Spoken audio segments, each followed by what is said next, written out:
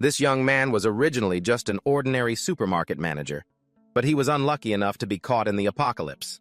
At that time, Chung-dik had already managed to stockpile a fair amount of supplies, but his life still ended tragically when that bitch he worked with lured him into opening the door, after which he was dragged into his home by neighbors who were worse than animals. They fought over his supplies and even cut off parts of Chung-dik's body for food. The sheer agony at that moment made Chung-dik grit his teeth and swear that if he had a next life, he would definitely repay this debt 100, even 1,000 times over. And it seems his deep-seated hatred made even the heavens take pity because Chung-dik was reincarnated. He returned to November 12th, 1 month before the apocalypse. The sky over Thenhai City was still clear and blue, as if everything had just been a nightmare. But Chung-dik knew what he had been through. It was definitely not an illusion. On December 12, 2050, Earth was affected by a supernova explosion 500,000 light-years away, triggering a global Cambridge storm. And Thenhai City, which was usually so warm, had to endure temperatures dropping to minus 67.10 degrees. The blizzard at that time lasted for an entire month, burying the city. Many species went extinct on a massive scale, including humans. In his past life, it wasn't easy for Chung-dik either. He had to rely on his position as a supermarket warehouse manager to hoard supplies, only to be targeted by a group of people who were no better than beasts. They even dismembered his body for food. Now that he has been reborn, Chung-dik absolutely cannot let that tragedy happen again. The most urgent task before him now is to ensure his own safety and stockpile enough goods to survive when the apocalypse arrives. Only then can he get his revenge on that bunch of scumbags. Speaking of supplies, Chung-dik had already thought it through carefully. First and foremost, he needed enough food. After that, some entertainment for the apocalypse, like a gaming console. He also needed enough weapons to beat those people so badly they couldn't fight back. Just as he was lost in thought, something suddenly flashed past and entered his vision. He vigorously rubbed his eyes only to realize with a shock that by some mysterious force, he now possessed an infinite pocket dimension. It was truly like something out of a science fiction movie. With this, he could store resources without a care. If he could use it to clear out the Hua-Nam warehouse of the supermarket he managed, he wouldn't have to worry about supplies for 10 lifetimes. At this thought, Chung-dik finally relaxed. With a pocket dimension inside him, the threat of people coveting his supplies was no longer so serious. He decided to go and enjoy a feast. In 1 month, there would be no more chances to eat these delicacies. Chung-dik went to the most high-end restaurant in Thenhai City, ordered a table full of delicacies, and began to eat ravenously. The waiter brought the bill and looked at him with great pity, thinking to himself, where did this nouveau riche come from? Eating so much so fast? Is he in a hurry to get reincarnated? Chung-dik pretended not to see the other man's expression. He knew what this person was thinking, but when the apocalypse comes, so many people would fight, tooth and nail just for a single packet of instant noodles. By then, wanting to eat dishes like these would be a true impossibility. So he focused on his meal until his stomach was full, and only after paying the 50,000 yuan bill did Chung-dik leave, satisfied. He even received a VIP card from the restaurant. As Chung-dik was leaving, he was accidentally spotted by Fung Vu-ting and her best friend. Chung-dik had always been pursuing Fung Vu-ting, but she was the very person who, in his past life, had lured him into opening the door, allowing that mob of neighbors to flood in and cause his gruesome death. Both Fung Vu-ting and her best friend were materialistic types. Seeing Chung-dik walking out of a 5-star restaurant, how could they possibly ignore it? Fung Vu-ting, you're so lucky. The little puppy dog chasing you turned out to be a secret millionaire's son. Fung Vu-ting's best friend nudged her lightly with her elbow. Seeing this, Fung Vu-ting decided to probe a little. She approached Chung-dik to strike up a conversation. Chung-dik, what a coincidence! Where are you headed? Her two-faced, fake innocent act made Chung-dik want to puke. How could he forget that it was because of this very woman, that in his previous life, he was chopped into ribs and cooked in a soup? That grudge couldn't be let go so easily. Therefore, Chung-dik wanted to let her slowly experience utter misery. As it happened, he needed to go gather supplies, and free labor like Fung Vu-ting had just presented herself on a silver platter. Why wouldn't he make use of her? With that thought, Chung-dik pulled a VIP card from his pocket and said magnanimously, I'm heading to the supermarket to buy a few things. The eyes of Fung Vu-ting and her best friend immediately lit up. What a coincidence! We were just planning to go shopping too. It's on the way. We can go together. Right. We can help you carry your things. We're neighbors after all, we have to help each other out, right? Trungdik sneered internally, utterly disgusted by their act. But he still let them follow him into the supermarket. Then, he started grabbing items like a madman. Fung Vu-ting and her best friend pushed 2 shopping carts piled high with food behind him. They began to get suspicious. Trungdik, with this much food. Just how many people is this for? Are you having some kind of event? And you didn't tell us a thing. Yeah, are you going camping or something? The sons of rich families don't usually eat this stuff, Trungdik replied in a half-joking, half-serious tone. Life is unpredictable. What if the apocalypse were to strike one day? How would we survive? I have to stock up to make it through. Of course, Fung Vu-tin and her friend didn't believe a word of it. They just thought Trungdik was making up a clumsy excuse. Since he clearly didn't want to reveal his true purpose, she didn't press the issue. If he wouldn't say, then so be it. I got so tired helping you push the cart today. You have to treat me to dinner later, Fung Vu-ting said in a coquettish tone. I've been a little busy lately, so I don't have any free time. Let's go next month. Trungdik tossed another pile of food into the cart, then replied nonchalantly. The cart got heavier and heavier, leaving Fung Vu-tin and her best friend panting from exhaustion. But wanting to latch onto a rich kid like Trungdik, they could only grit their teeth and endure the life of a laborer. For a rich guy, you're really stingy, her best friend grumbled. When Fung Vu-tin heard him make an excuse, she couldn't hold back. She muttered to herself, but he overheard it. Fung Vu-tin's face went pale, afraid that Trungdik had heard her. Worried he'd be offended, she quickly spoke up to smooth things over. Tai Nin was just tired, so she was talking nonsense. Please don't take it to heart. We're all good friends, after all. Right, Tai Nin, having calmed down, quickly added, I was being petty and shouldn't have judged you. Please don't hold it against me. Of course I don't mind, Trungdik replied cheerfully, but his expression clearly had nothing to do with the words, I don't mind. Trungdik then took another lap around the supermarket. Only after buying a few more items was he satisfied enough to pull out his card and pay. Fung Vu-tin and Tai Nin still had to help him push everything all the way to the entrance of their apartment complex, so tired they could barely breathe. And the scene of him hoarding so much food was witnessed by many people. However, this was exactly the effect Trungdik wanted. He planned to use this information to lure his enemies into a trap, making the wicked target him out of greed during the apocalypse. That way, he could get revenge on the wolf-hearted monsters who had hacked him to death in his past life. And so, even before the apocalypse began, a wicked person's greed was already stirred by the sight of Trungdik's overflowing shopping carts. A prime example was his neighbor, Mrs. Lam. Holding her little grandson, she slowly approached to strike up a conversation. Little Trung, why did you suddenly buy so many things? How are you ever going to eat all this food? How about you share a little with me, Mrs. Lam? As she spoke, she deliberately moved closer so the grandson in her arms could snatch a bag of cookies from the cart. Unexpectedly, Trungdik was not the least bit polite, showing no deference for the old or the young. He snatched the bag of cookies right back. I'm so sorry, but these things, I want to keep them for myself. Seeing how aggressive Trungdik was, the old woman and the little boy started to throw a fit. The little brat in Mrs. Lamb's arms, who had looked so well-behaved a moment ago, had now started wailing, flailing his arms and legs while shouting, You're mean! Give me back my cookies or I'll beat you up! Seeing how aggressive he was despite being so small, Trungdik knew this child had been completely spoiled by his family. All the more reason not to be polite. He made a terrifying face and snarled back, Say one more word and I'll rip your mouth off. The child was terrified by his expression and his words. He immediately burst into tears and buried his head in his grandma's shoulder. The grandson had lost the battle, so it was Mrs. Lamb's turn to take the stage. Although she and her grandson were clearly in the wrong, she arrogantly berated Trungdik as if he were the one at fault. You're a grown man. Why are you squabbling with a child?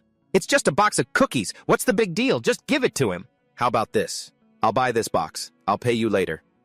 Acting as if anyone was trying to take advantage of him, Mrs. Lam grew even more aggressive, but Trungdik didn't back down. He held out his QR code in front of her. If you want to buy it, pay me right now. Otherwise, go buy it at the supermarket yourself. From the start, Mrs. Lam never had any intention of paying. Faced with such a stubborn young man, she turned purple with rage and began cursing nonstop. You insolent, arrogant brat! What's wrong with showing an elder a little respect? I'm an official on the neighborhood management committee, you know. You cheapskate who'd squeeze blood from a stone. We'll see how you manage to live here from now on. Trungdik completely ignored her insults as he, Fung Vu-tin, and her friend brought the groceries home. After they left, Truong-dik immediately stored all his supplies in his dimensional space. He hadn't bought too much today because he wanted to test the effects of storing items inside it. After this, he would continue stockpiling. Since it was a deep freeze apocalypse, Truong-dik also drafted a plan to improve his house by adding a layer of insulation and buying more heaters. I'll reinforce it with steel plating to turn the apartment into an impregnable fortress. Crowbars, knives, and axes are all easy to find. The only difficult part is getting firearms like guns. He didn't know where to buy them, but there was still a whole month until the apocalypse, so Zhang Yi was still quite relaxed. He silently calculated the time. I'll sell off all the assets I have. As long as I have money, there's a way. The next day, Zhang Yi took some things out of his alternate dimension to check on them. The meat hadn't spoiled. It was just that the live fish he'd put in yesterday was now dead. But it hadn't decomposed either. It seems this alternate dimension can't support living creatures, but time moves differently than it does outside, so preserving fresh food is not a problem. At this thought, Zhang Yi's mood brightened considerably. He pulled out his phone and called the Hong Fook Thien Ha restaurant, wanting to speak directly to the manager, saying he needed to book a 500-table banquet. It would take place over 3 days and 3 nights. The restaurant manager, having landed a huge client, couldn't hide the joy in his voice. "Hello, Mr. Zhang. I'm the manager of the restaurant. A 500-table banquet will cost no less than 1,000,000 yuan. If you need it, we'll start preparing immediately, but we'll need a 200,000 yuan deposit first." "Not a problem. Send me your account number in a bit and I'll transfer the money to you." After hanging up, Zhang Yi opened his safe and took out the deed to his house. He didn't hesitate to take it to the bank. After all, in 1 month, money and laws would all become useless. But right now, he desperately needed money to stockpile supplies. So, Zhang Yi used the deed to the house his parents left him to get a loan of 6 million yuan. Combined with all his savings, he still didn't have enough money for his plan, especially after spending over 1 million on that 500-table banquet. The rest should be enough to beef up the defenses for the apartment. But besides those expenses, he still had to buy a large amount of medicine and weapons. He was racking his brain, trying to figure out where to get enough money. Suddenly, Zhang Yi heard a voice. "Hey, buddy, you look like you need some cash?" Zhang Yi turned around to see a complete stranger. The man introduced himself, saying he worked for a finance company with easy approvals and much higher loan limits than any bank. As soon as he heard that, Zhang Yi knew it was a loan shark company. But with the end of the world just around the corner, this guy was basically delivering money right to his doorstep. Zhang Yi immediately put on an award-winning performance, looking troubled as he replied, "You guys, can you really lend me money? I need 5 million yuan. If you can just help me get through this tough time, then I can pay you back in 3 months at the most. It's really negotiable. Our lending budget is huge. Let's head back to the office and discuss this further." With that, the loan shark led Zhang Yi to meet his boss. The moment that man saw how young he was, he immediately went for the intimidation tactic, stating bluntly that his company's interest rates were sky high.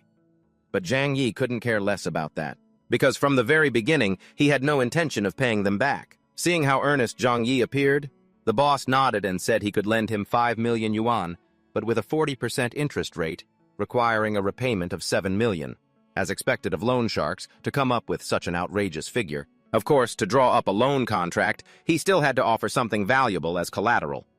Earlier, Zhang Yi had already mortgaged the house his parents left him to the bank. Now he was also putting up the apartment he was living in, plus a Mercedes-Benz worth 300,000 yuan.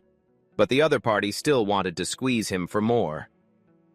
"Mr. Zhang, this apartment of yours is worth 4 to 5 million at most. If you want to walk away with 5 million from here, my company would be taking a bit of a loss. Boss Chen, you have to help me. I need the money urgently. As long as you can transfer the funds today. I'll even take just 4.5 million. Zhang Yi pleaded desperately, but was still refused. After a few rounds of haggling, the boss made a show of examining his property deeds for a long time. Finally, he agreed to the figure of 4 million yuan, but still demanded 7 million back in repayment.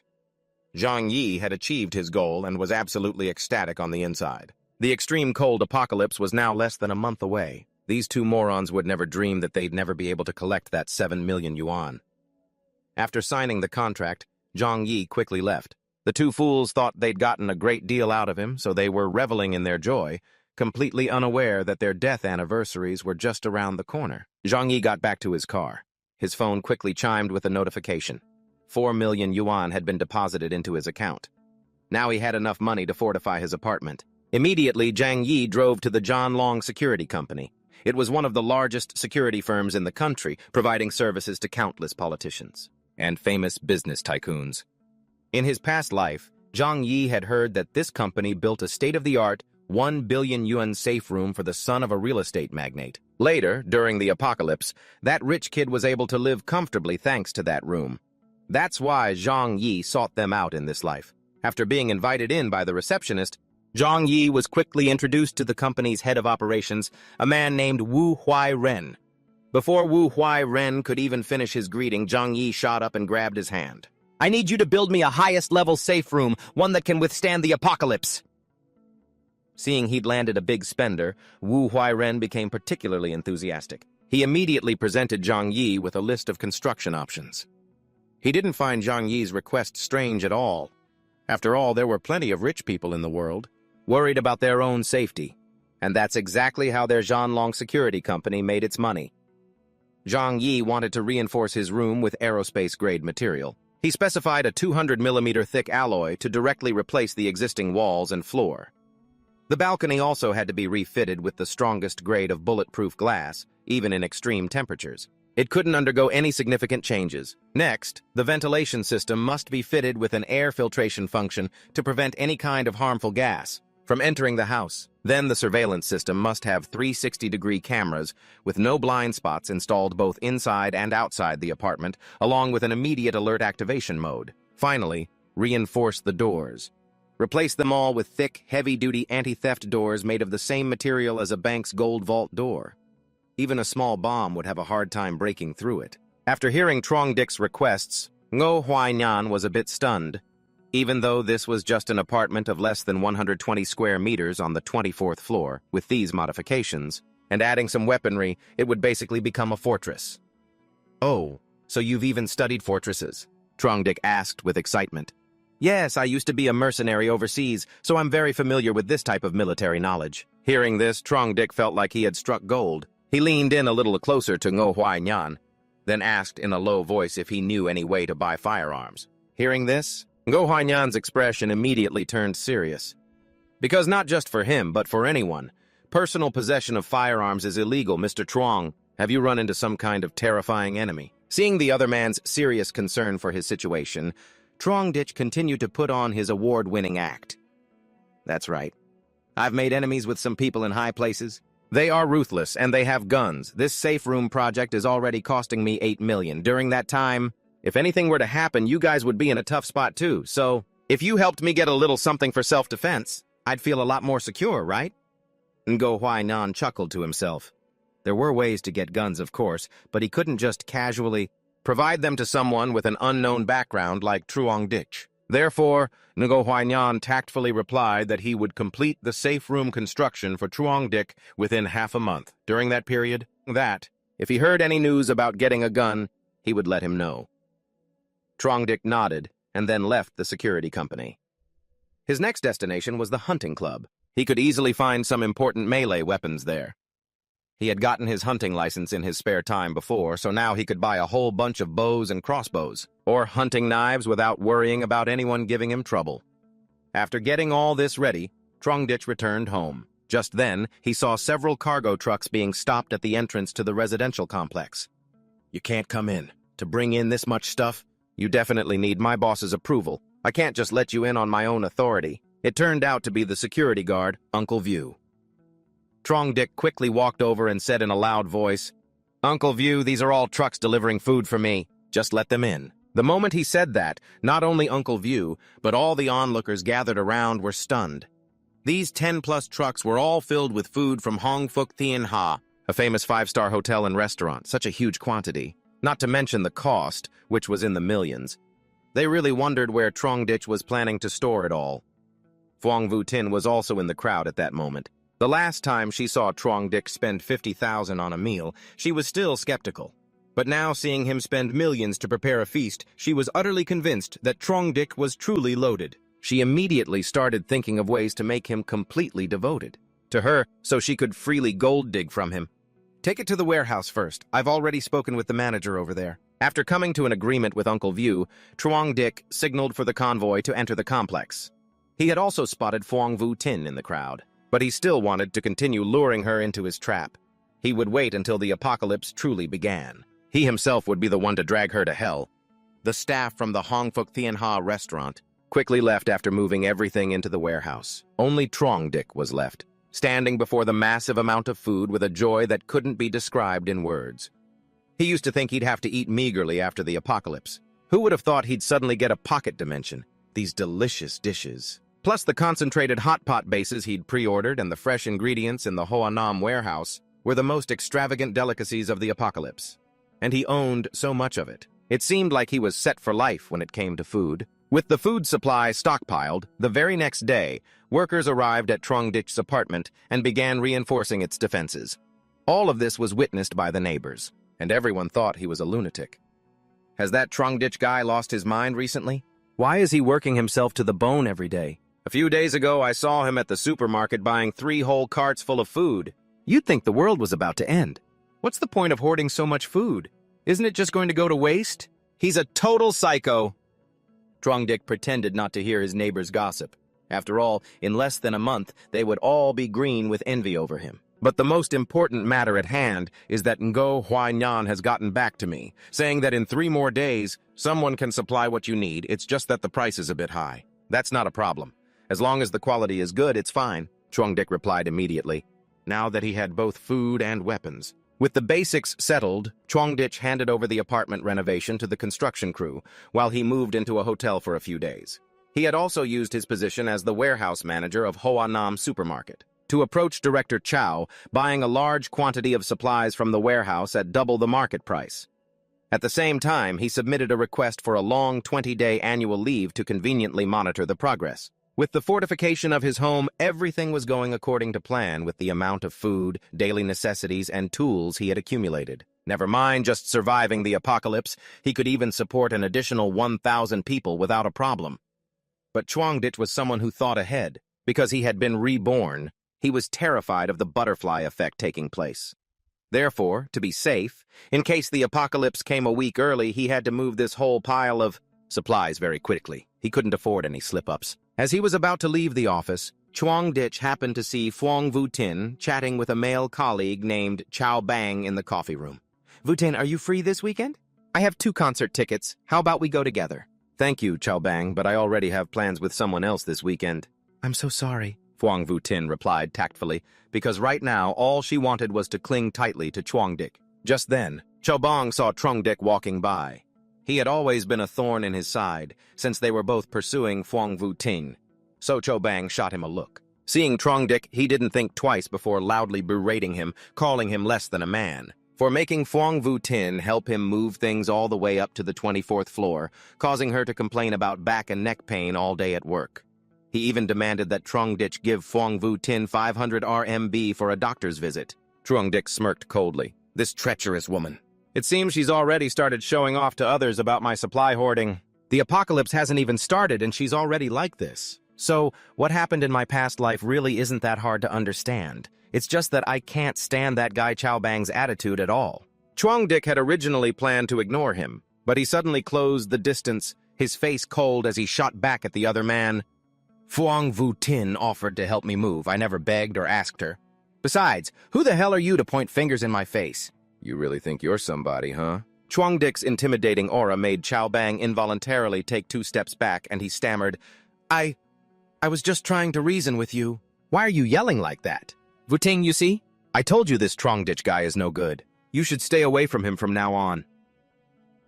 Phuong Vu Tin's gaze was fixed on Truong Dick's back, her heart filled with anxiety because for the past few days, Truong Dick seemed to have become a completely different person. He didn't initiate conversations with her anymore, nor did he text her goodnight. Guessing that something must have happened, Phuong Vu Tin grew even more anxious, afraid she was about to lose her gold mine. The day Truong Dick left Hoa Nam Supermarket, he went to the Hong Fook Thien Ha Hotel. He rented a room to rest, and just after showering, he received a text from Phuong Vu Tin. Truong Dick, I feel like you've been a bit strange lately. You started hoarding supplies and renovating your apartment. Did something happen recently? Also, we haven't been in touch much lately, have we? It's making me feel a little lonely. Looks like this woman isn't stupid. She's starting to suspect me. But even so, Chongdik had no intention of replying to her.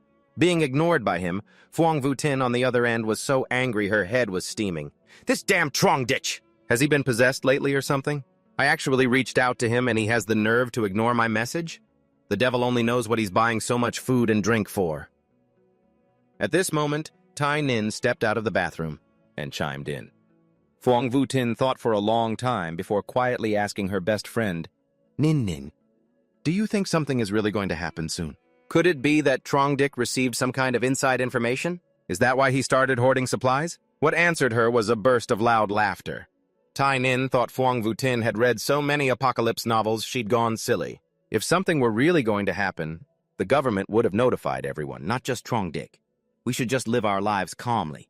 If we go hoarding supplies like Chongdik, on the contrary, that would just make you a laughingstock. Fuang Vuting felt that her friend had a point, and only then did she go to sleep, resigned to enduring Chongdik's cold shoulder for another week. Because for the entire week that followed, Chongdik's mind was only on that weapon, the one Ngo Huainyan introduced. It took a week before he could finally get his hands on that gun. Although it was a bit pricey, it was extremely useful. Having it in his hands made Chongdik feel much more secure in this world. Just as he was admiring the gun, the doorbell rang again. This time, it was a delivery person with a large quantity of medicine to help him deal with illnesses in the apocalypse.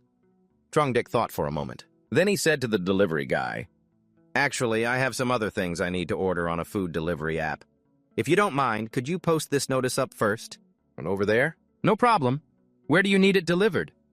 To my house. I'm heading home now. I can give you a ride. By the time Chongdik got home, the people from the security company had already arrived for the final inspection. The fortification project was complete. Both the quality and the speed of the renovation were impeccable. They had followed Chongdik's instructions perfectly, reinforcing the entire room with a 200-millimeter thick alloy. The ventilation system was military-grade, capable of filtering out all harmful air, preventing any potential poison gas attacks from the outside. Additionally, the heating system throughout the room had been redone using specialized materials from the Arctic Science Research Institute, fulfilling Chongdik's insulation requirements. The windows had also been replaced with a bulletproof type that was even stronger than the alloy wall in the room. Moreover, it was one-way glass, making it convenient for letting in light and observing the outside. Finally, to ensure the client's safety, they had specially installed a surveillance system throughout the entire building. A total of 300 cameras allowed Chongdik to monitor every single floor of this building. All of this was accomplished in 10 consecutive days and nights without rest. The quality even exceeded his expectations, leaving Chongdik extremely satisfied. According to the contract, he needed to pay the remaining balance within the next 3 months. He verbally agreed to pay on time, but Chongdik had absolutely no intention of doing so. After all, when the apocalypse arrives, it's not even certain they'll survive. Money would be useless then anyway. After the security company staff left, the final supply truck arrived. It carried the rarest and also the most important item, clean water for when the entire globe freezes over. Seeing Chongdik buy an entire large truck of water, the people in his neighborhood started to gather around curiously. A few days ago, it was over 10 trucks of food. Now it was an entire tanker of water. They all thought Chongdik had lost his mind. Only Uncle View, the neighborhood security guard, was genuinely concerned for him. Young Trong, what on earth are you going to do with so much water? If you need any help, just let me know and I'll help you. Chongdik remembered his past life when the entire globe was frozen. Uncle View had given his last portion of food to a starving mother and child, and he himself ended up dying. This old man was one of the few people who treated him kindly in the neighborhood. So, Chongdik leaned in and whispered in his ear, Uncle View, the temperature this year is a bit unusual. I got a tip that this winter is going to be extremely bad. To be on the safe side, you should also prepare some food and drinks. What if the price of supplies skyrockets later? Young Trong, is that for real? Is this information reliable? Uncle View asked, half believing, half doubting. Look at how much stuff I've already prepared. You could stock up on some noodles and water. Those things won't go bad even if you store them for a long time. After thinking for a moment, Uncle View nodded. All right, I live alone anyway, so stocking up a bit wouldn't hurt. However, just as he finished his sentence, another man grabbed him and pulled him away. He advised Uncle View not to believe Trong Dick because he's been acting so mysteriously lately, buying up so much stuff. The whole neighborhood was buzzing with rumors that he'd gone crazy. "Don't say that, I believe him," Uncle View replied, but he was still dragged away by the other man. Even so, he managed to shout back towards Trong Dick, "Uncle Thang is just talking nonsense. Don't take it to heart, young Trong." Of course, Trong Dick didn't take it to heart. He had already warned the people he could. Whether they believed him or not was their own business. There were 20 days left until the apocalypse. During these days, besides eating like a starving beast at restaurants every day, Truong Dich also made a point to train his body and practice his skills with the bow and gun. He also deliberately stockpiled as many supplies from the supermarket as possible. After all, there was no telling how long the apocalypse would last. The more supplies you had, the better your chances of surviving longer. As the countdown reached 3 days until the apocalypse, Truong Dick's leave of absence was over. He returned to work at the supermarket, but his main goal was to acquire more supplies one last time. That day, Truong Dick put sleeping pills into some tea. He then offered it to his colleagues and subordinates. Since it was cold, no one could refuse a cup of delicious hot tea. And so, about half an hour later, they were all passed out asleep. They were sleeping so soundly that even a clap of thunder next to their ears couldn't wake them. Truong Dick was very satisfied. Now he could go get his supplies in peace. After turning off all the surveillance equipment, Zhang Yi went down to the supermarket warehouse alone using his pocket dimension. He very quickly cleared out everything inside. He even found a batch of high-quality clothing, the latest scientific product from 2050, winter gear that could withstand temperatures as low as -100 degrees Celsius.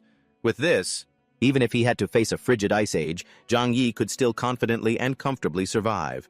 After a busy period, he had moved everything from the warehouse without anyone knowing. Normally, this was something absolutely impossible for an ordinary person to do. That's why he wasn't afraid of being suspected. Afterwards, Zhang Yi returned to his office, drank a cup of tea with a smaller dose of sleeping pills, and collapsed onto a chair. As long as he wasn't suspected for the time being, this secret would be buried forever when the apocalypse arrived. Not long after, the employees began to groggily wake up. The disappearance of the goods in the warehouse was quickly discovered. Zhang Yi, who was deep in sleep, was grabbed by the shoulders by an employee and shaken frantically until he woke up. Manager, something terrible has happened. Wake up! It's like we've seen a ghost. Our warehouse is completely empty." "What?" Zhang Yi pretended to be horrified and shot to his feet. He then went down to the warehouse to check, though he already knew perfectly well there was nothing left. Zhang Yi once again put on his award-winning performance. He clutched his head in distress. What on earth happened? Why is everything in the warehouse gone? Zhang Yi's acting was truly god-tier. Not a single employee suspected him. The news quickly reached the higher-ups and the director called immediately. He asked Zhang Yi what in the world had happened, his voice on the other end of the line filled with anxiety. "Zhang Yi, I'm being told everything in the warehouse has vanished." "What the hell is going on?" "We're not sure of the specific situation either.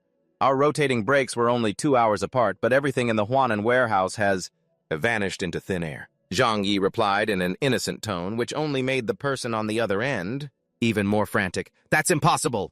Did you use the shift change as an opportunity to steal the goods, you little punk?" Despite being directly accused, Zhang Yi wasn't scared at all.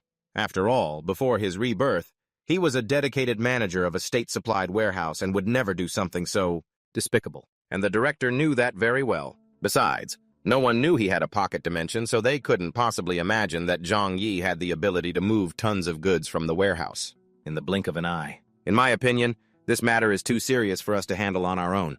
We should report it to the higher-ups and actively cooperate with their investigation.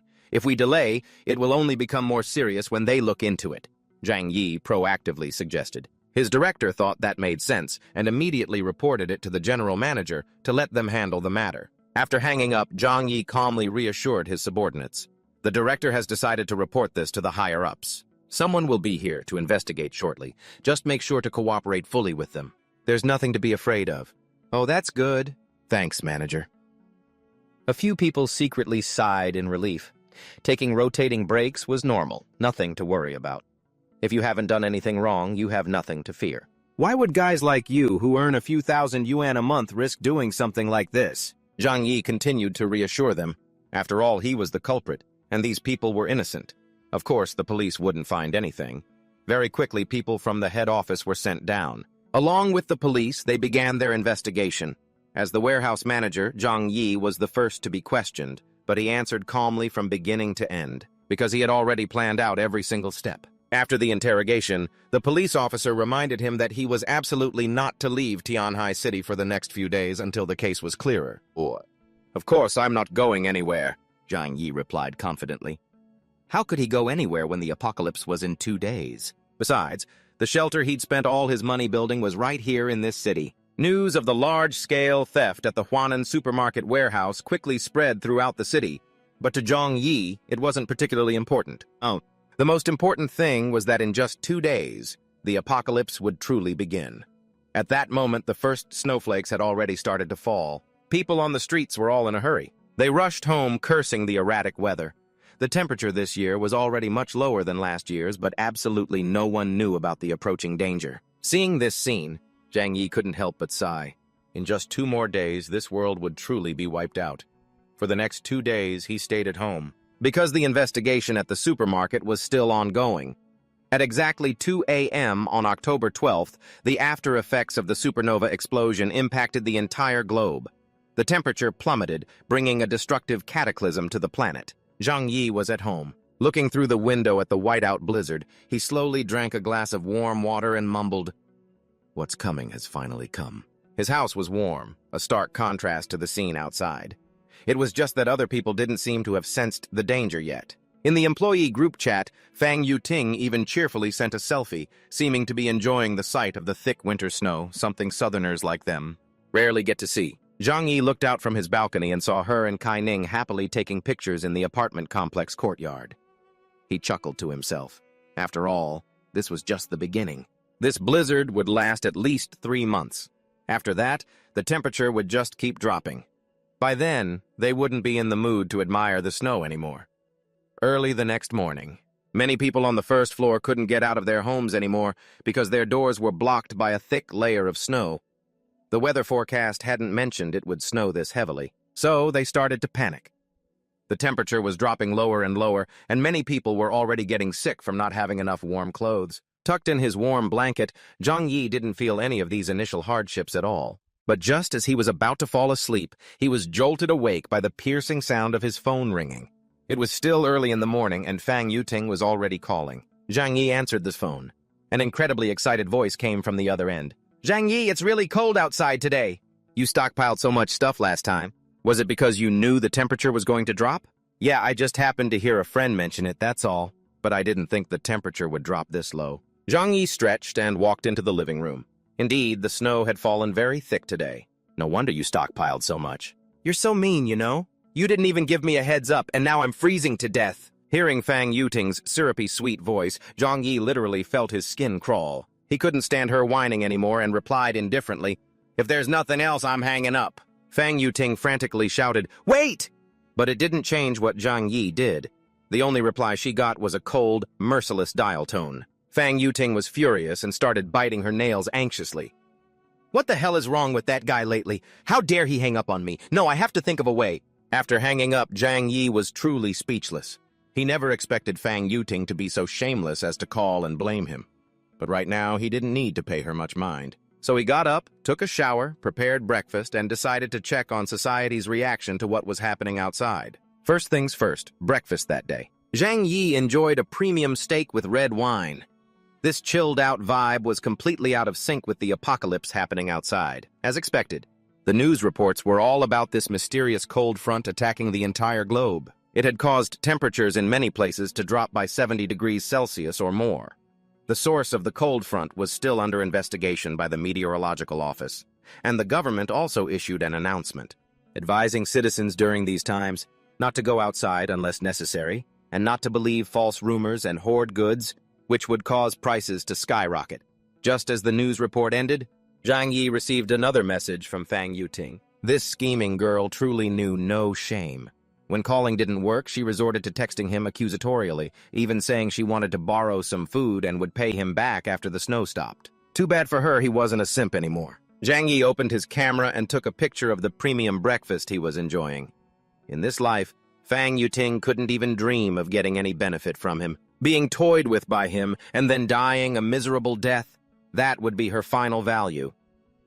Fang Yuting opened the new message from Zhang Yi, and her jaw dropped in shock. One look and she could tell the steak was prime beef, and next to it was a bottle of French wine that cost at least 20 to 30,000 yuan. Zhang Yi was living this luxuriously just by staying home. It really made her green with envy. Fang Yuting immediately replied to the message, "Ooh, I love it. I want to eat steak and drink wine too." "If you want to eat, go buy it at the supermarket." Zhang Yi's message really made Fang Yuting see red.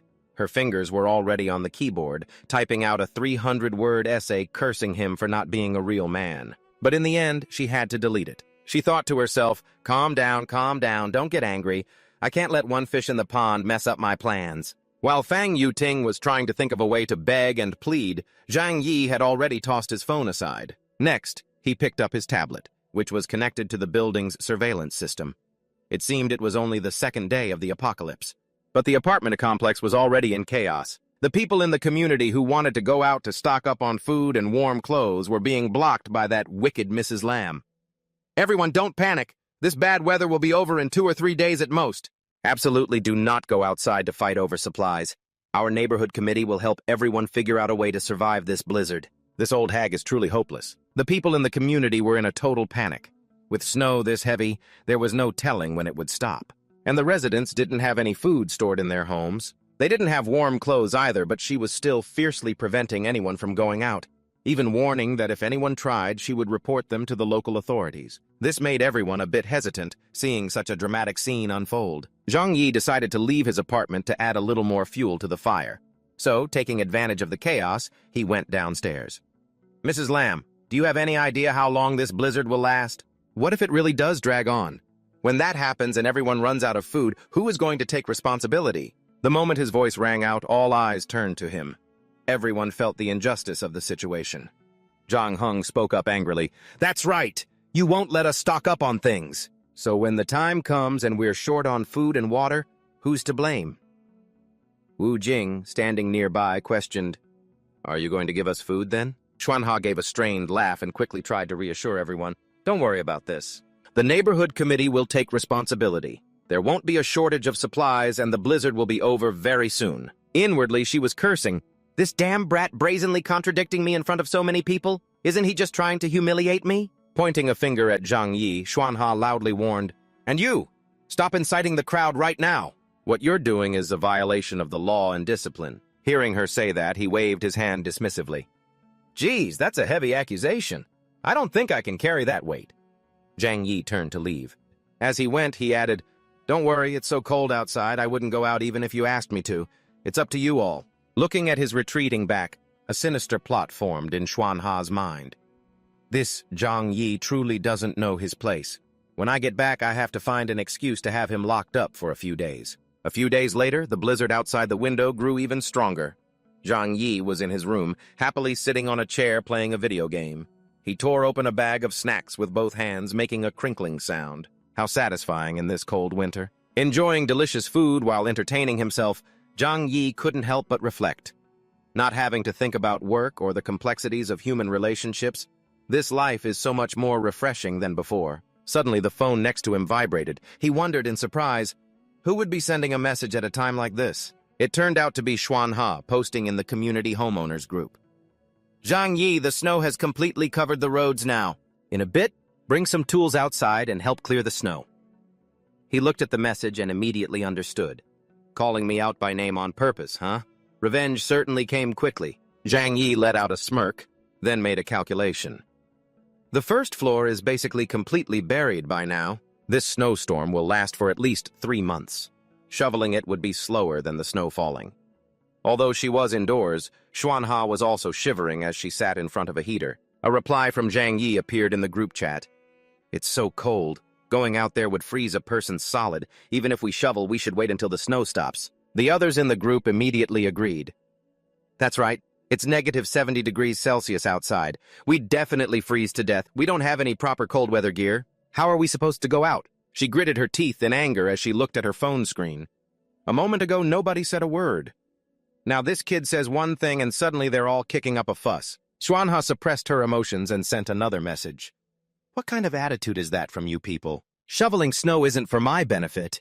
You're all strong young people. When disaster strikes, you don't want to take the initiative to serve the people? You just want to hide? Then she threatened him. Zhang Yi is required to go out and clear the snow. This is a time of crisis, and we must stand united. Anyone who objects is opposing the leadership, and after the blizzard ends, they will be dealt with by the organization. He read the message and scoffed, using the little power of the neighborhood committee to boss people around. The rest of them are just waiting for me to offend her while they all hide away. A cunning look appeared on Zhang Yi's face. Today, I'm going to rip away all pretenses with you for good. He decisively sent 2 more messages into the group chat. For the sake of everyone, shouldn't the neighborhood committee take the lead in clearing the snow? Why are you only calling on us? Is it because you think we're easy to bully? Why don't you call those gangsters and rich kids? The others immediately agreed. Zhang Yi's right. That's exactly what I was thinking. Yeah, always picking on us honest folks. Why don't you go find that Chen Zhenghao and Xu Hao? Mentioning those 2 names, everyone knew who they were. Chen Zhenghao on the 6th floor was a gangster with hundreds of followers. The guy on the 8th floor was a rich kid named Xu Hao, whose family had connections with high-level figures. Zhang Fan took a bite of his snack, his eyes gleaming as he looked at the phone screen. If you're so capable, Auntie Lamb, then go ahead and call Chen Zhenghao and Xu Hao down to clear the snow. A contemplative look crossed his eyes as Zhang Yi recalled something from his past life. The one who broke down my door was Chen Zhenghao. Xu Hao was the one who pulled a knife on me, and my neighbors, apart from a few. The rest of them divided the 8 portions of soup among themselves after I died. He poured himself a glass of liquor, carefully considering. Neither of those 2 are any good. If I'm going to make all of you miserable, I might as well go all the way. At that moment, Xuanha gripped her phone tightly, absolutely furious. That damn Zhang Yi! Calling them out by their full names. He's clearly trying to make me lose face. She frowned, staring intently at the message on the screen. Then he told himself, if I don't do this, who will respect me in the future? Scene change. He's lying on the sofa, surrounded by empty beer bottles. Tran Chin Hao glances at his phone and then curses, "Damn it. In this hellishly cold weather, what bored idiot is causing trouble?" It was a message from Xuanha in the neighborhood group chat. Clearing the snow in our complex will depend on everyone. We hope residents who have time can bring tools and come down to help clear the snow. Tran Chin Hao, Hua Hao. When he saw his name tagged, he exclaimed in surprise, "Huh?" Tran Chin Hao angrily yelled into the phone, "The snow outside is that heavy, and you want us to shovel? Shovel my ass. If you're crazy, go to a mental hospital. Don't go mad here and bother me. I'll beat you to death." Startled by his threatening roar, Xuanha had to hold the phone away from her ear, not daring to utter another word. At the same time, Hua Hao was also recording a voice chat. "What's you people shoveling snow got to do with me? I don't even need to go to work. Staying home every day is fine with me." After finishing the recording, he casually put an arm around Trin Tu, who was happily beside him. "That crazy bitch acts high and mighty every day using the Property Owners Association, thinking she's the real boss. How ridiculous." With a beautiful woman in his arms, Hua Hao arrogantly thought, "Everything I have today is thanks to the hard work of my parents and my family. How could I be the same as a bunch of poor, miserable devils like you?" He held up his phone, recording a short, intimate video with Trin Tu while taunting, "If you want to shovel snow, hurry up. You people still have to go out and earn money to eat. Only after you've cleared the snow can I go out and have my fun." Hua Hao's message was immediately sent to the group chat. When Xuanha saw it, she felt like she was on fire, unable to control herself and shouting, "It's all Trongditch's fault!" If it weren't for him, I wouldn't have offended them. In the kitchen, Trongditch was busy preparing a meal. Just as he finished frying some meat, the phone next to him rang. An angry voice came through. "Trongditch, are you trying to make things difficult for me, huh? No one is going to shovel the snow. Are you satisfied now? Are we all just going to be trapped in here like this?" Carrying the plate of fried meat to the living room, Trongditch sat down on the sofa and replied without hesitation, "Stop playing dumb. You're a coward who preys on the weak. You get cursed out and don't even dare to fart back.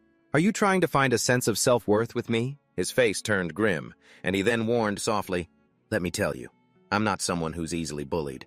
If you keep barking like a mad dog, you'd better watch your life." After hearing this, Xuanha was terrified and slumped down, hissing through her teeth, "Damn it, you psycho! Just you wait for me. You won't have a good end." Trongditch was still enjoying the meal he had just made. Suddenly, there was a loud banging on the door from outside, accompanied by curses. Trongditch, you little brat, get the hell out here for me, Tran Chin Hao threatened. Weren't you running your mouth? Using me to talk big in the group chat? Let's see how I'm going to deal with you now. Outside, the banging on the door continued relentlessly. Trongditch quietly walked towards the shoe cabinet as if to get something. Tran Chin Hao's furious voice rang out. I'm going to break down this door right now and drag you out here. Just you wait for me. He looked through the peephole on the door. A crossbow had appeared in his hands. The scene was now extremely tense. The two were confronting each other, separated only by a door. Trongditch raised the crossbow, aiming straight at the man's position. It's not certain who will conquer whom. Trongditch just aimed, not in a hurry to shoot.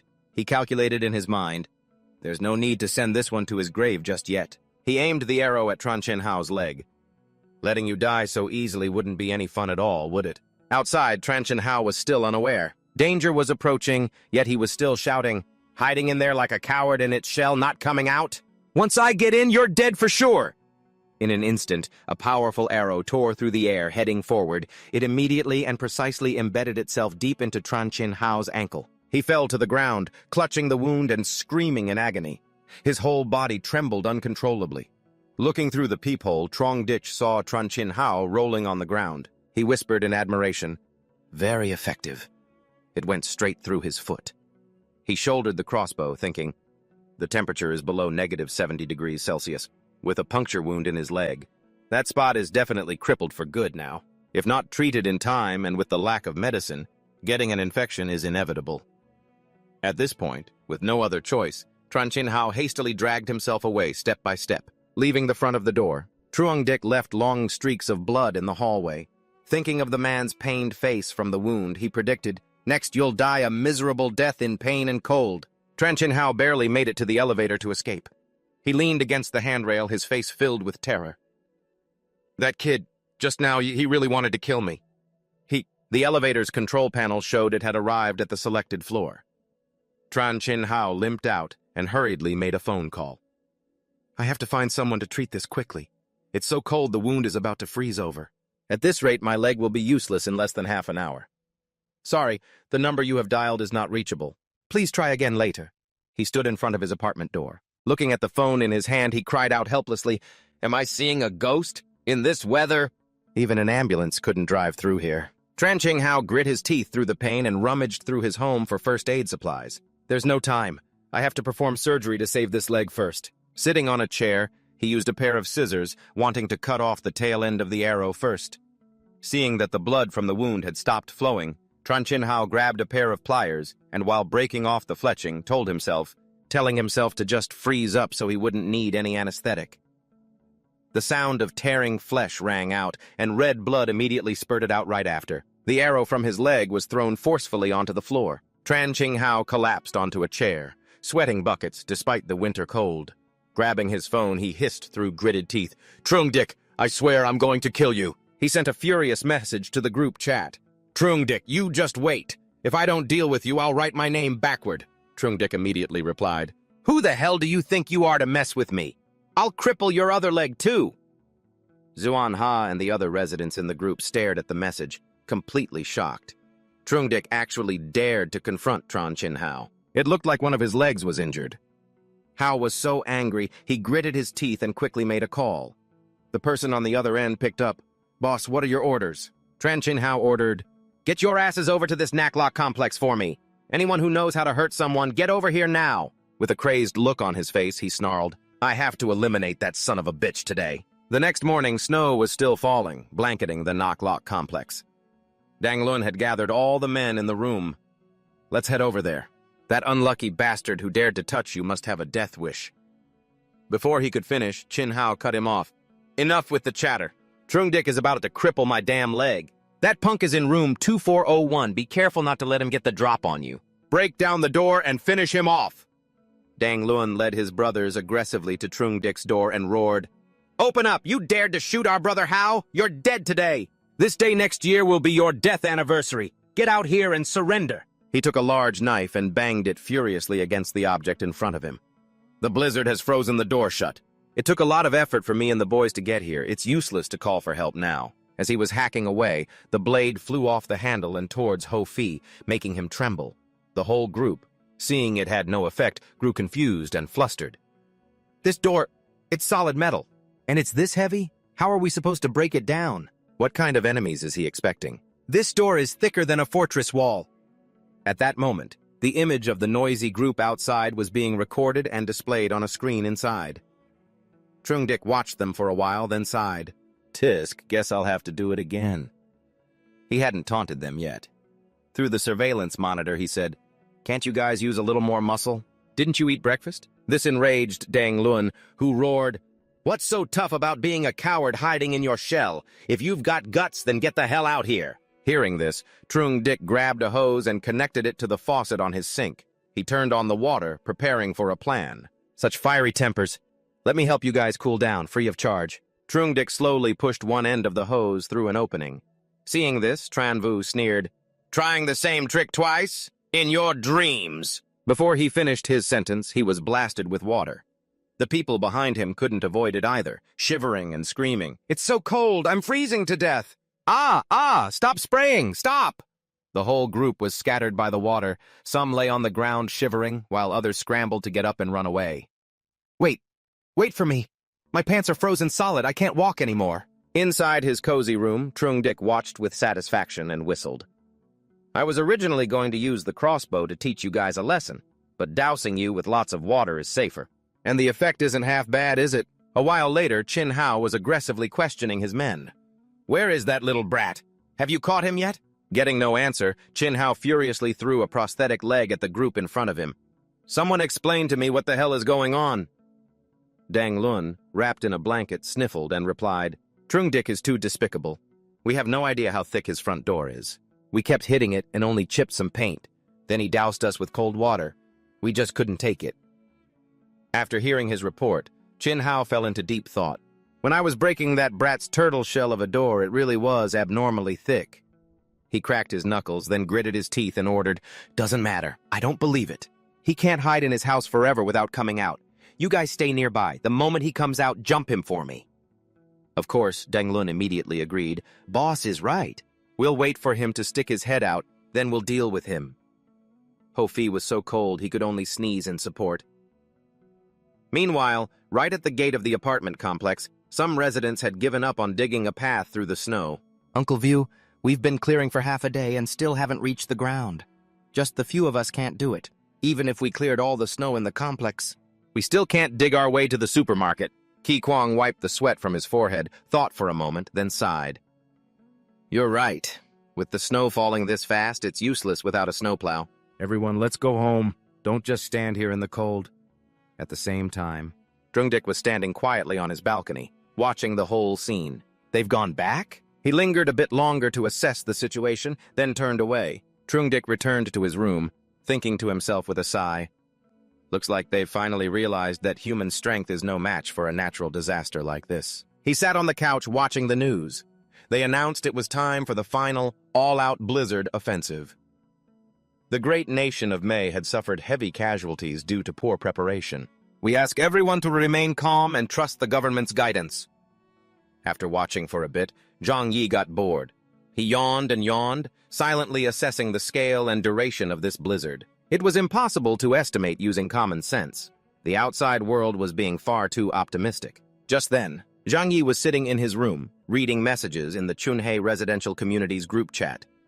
Many reassuring messages had been sent, telling everyone not to worry, that they were equipped to handle the blizzard. Anyone who needs supplies will be assisted. There's no need to hoard things. Everything will be okay. Suddenly, a message from Wu Qing arrived. Zhang Yi, are you okay? He sneered inwardly. A message asking if I'm concerned, huh? More likely she's just checking to see if I'm still alive. But he still replied curtly, I'm fine. Seeing this, she immediately replied, that's good then. Wu Qing messaged again, we're out of food at my place. I remember you bought quite a bit of stuff.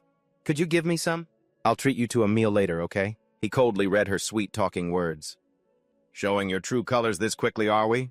Zhang Yi decided to take a photo on his phone for her, muttering to himself, Didn't you and Yainin buy plenty of things at the supermarket the other day? It's only been 2 days, and you're already begging me for handouts? He sent a picture of an irresistible plate of shrimp with a taunting message, You wanted to treat me to a meal? Well, I'm already eating. Seeing this, Wu Qing gritted her teeth in anger.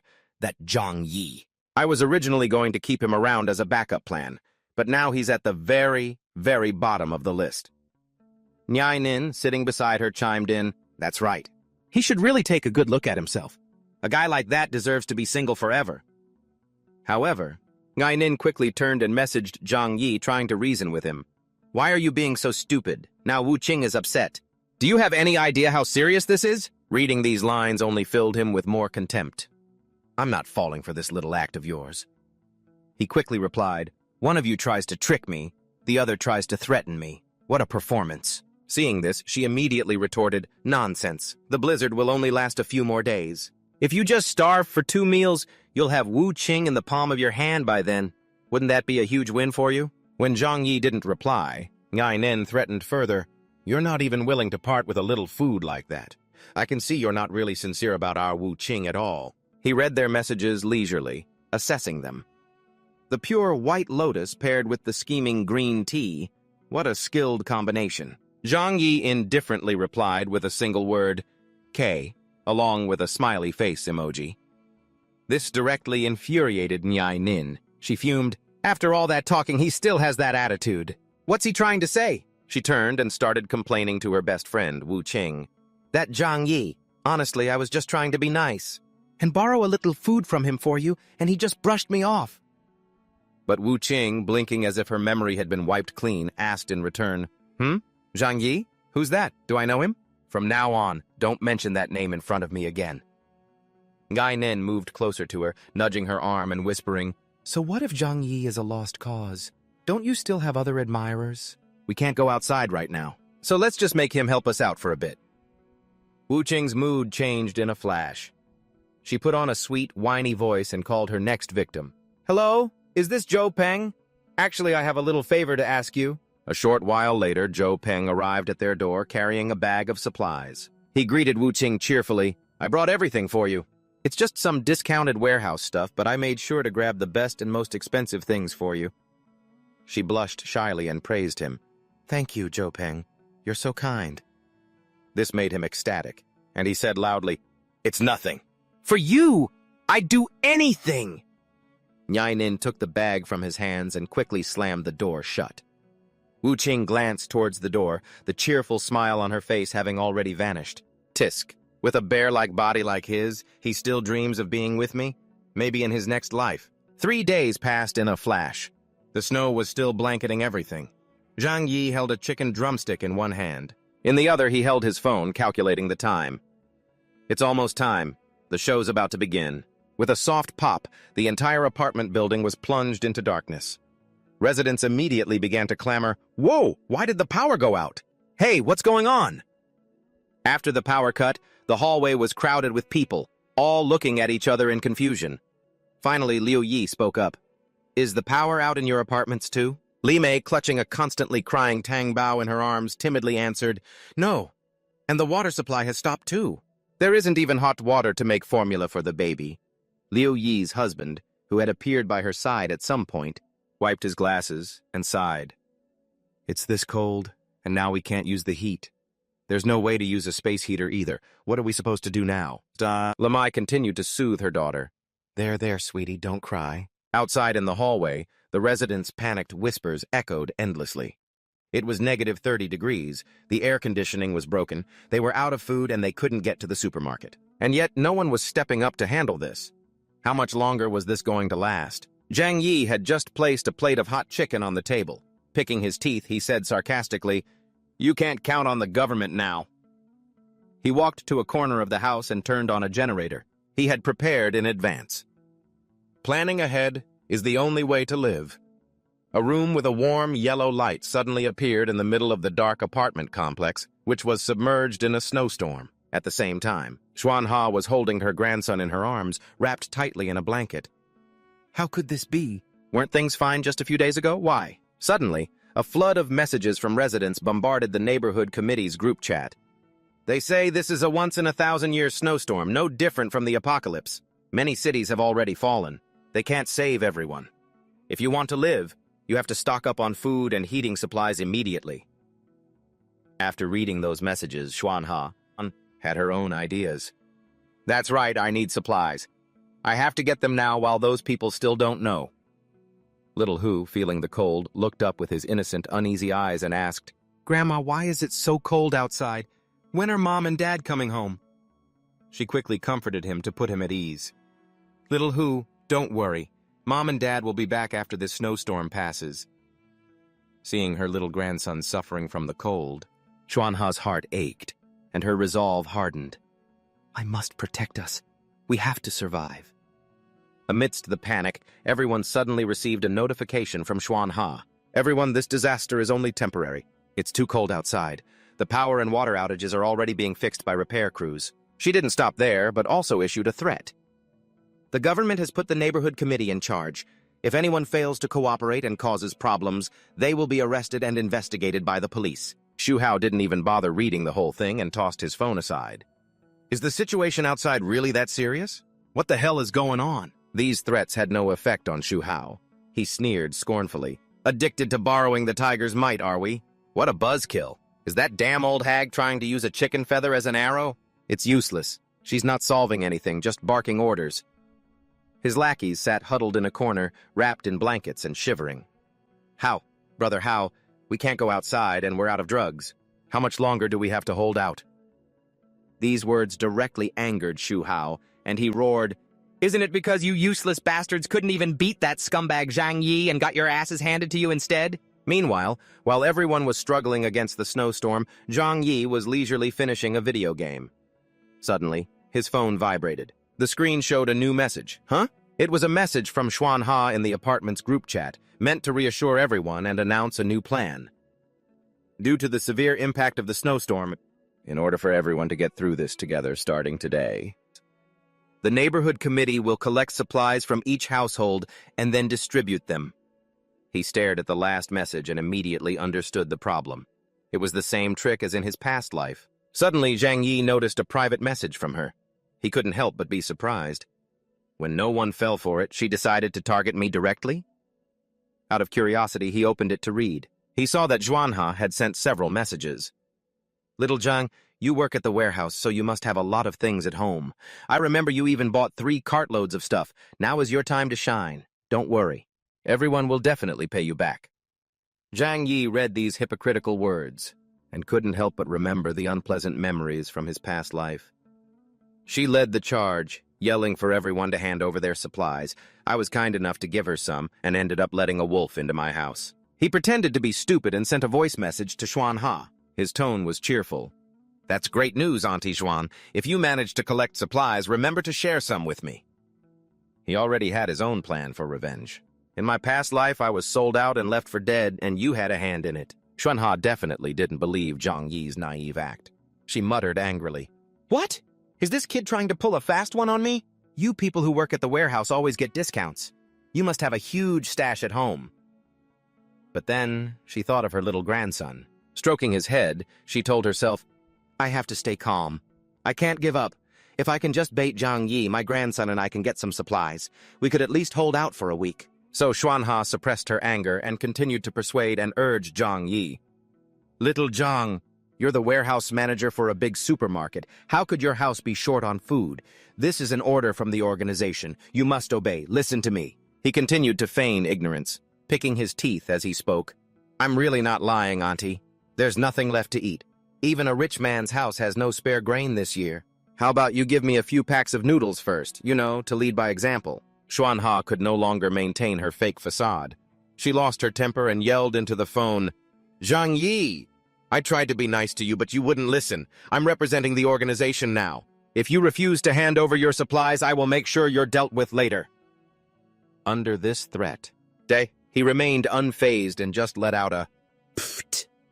Zhang Yi scoffed and challenged her. Representing the organization? You're just a block leader in the neighborhood committee. Forget being a public official, you don't even have a real career. Xuanha's expression became extremely ugly. Seeing this, he added another jab. It's fine to delude yourself on a normal day.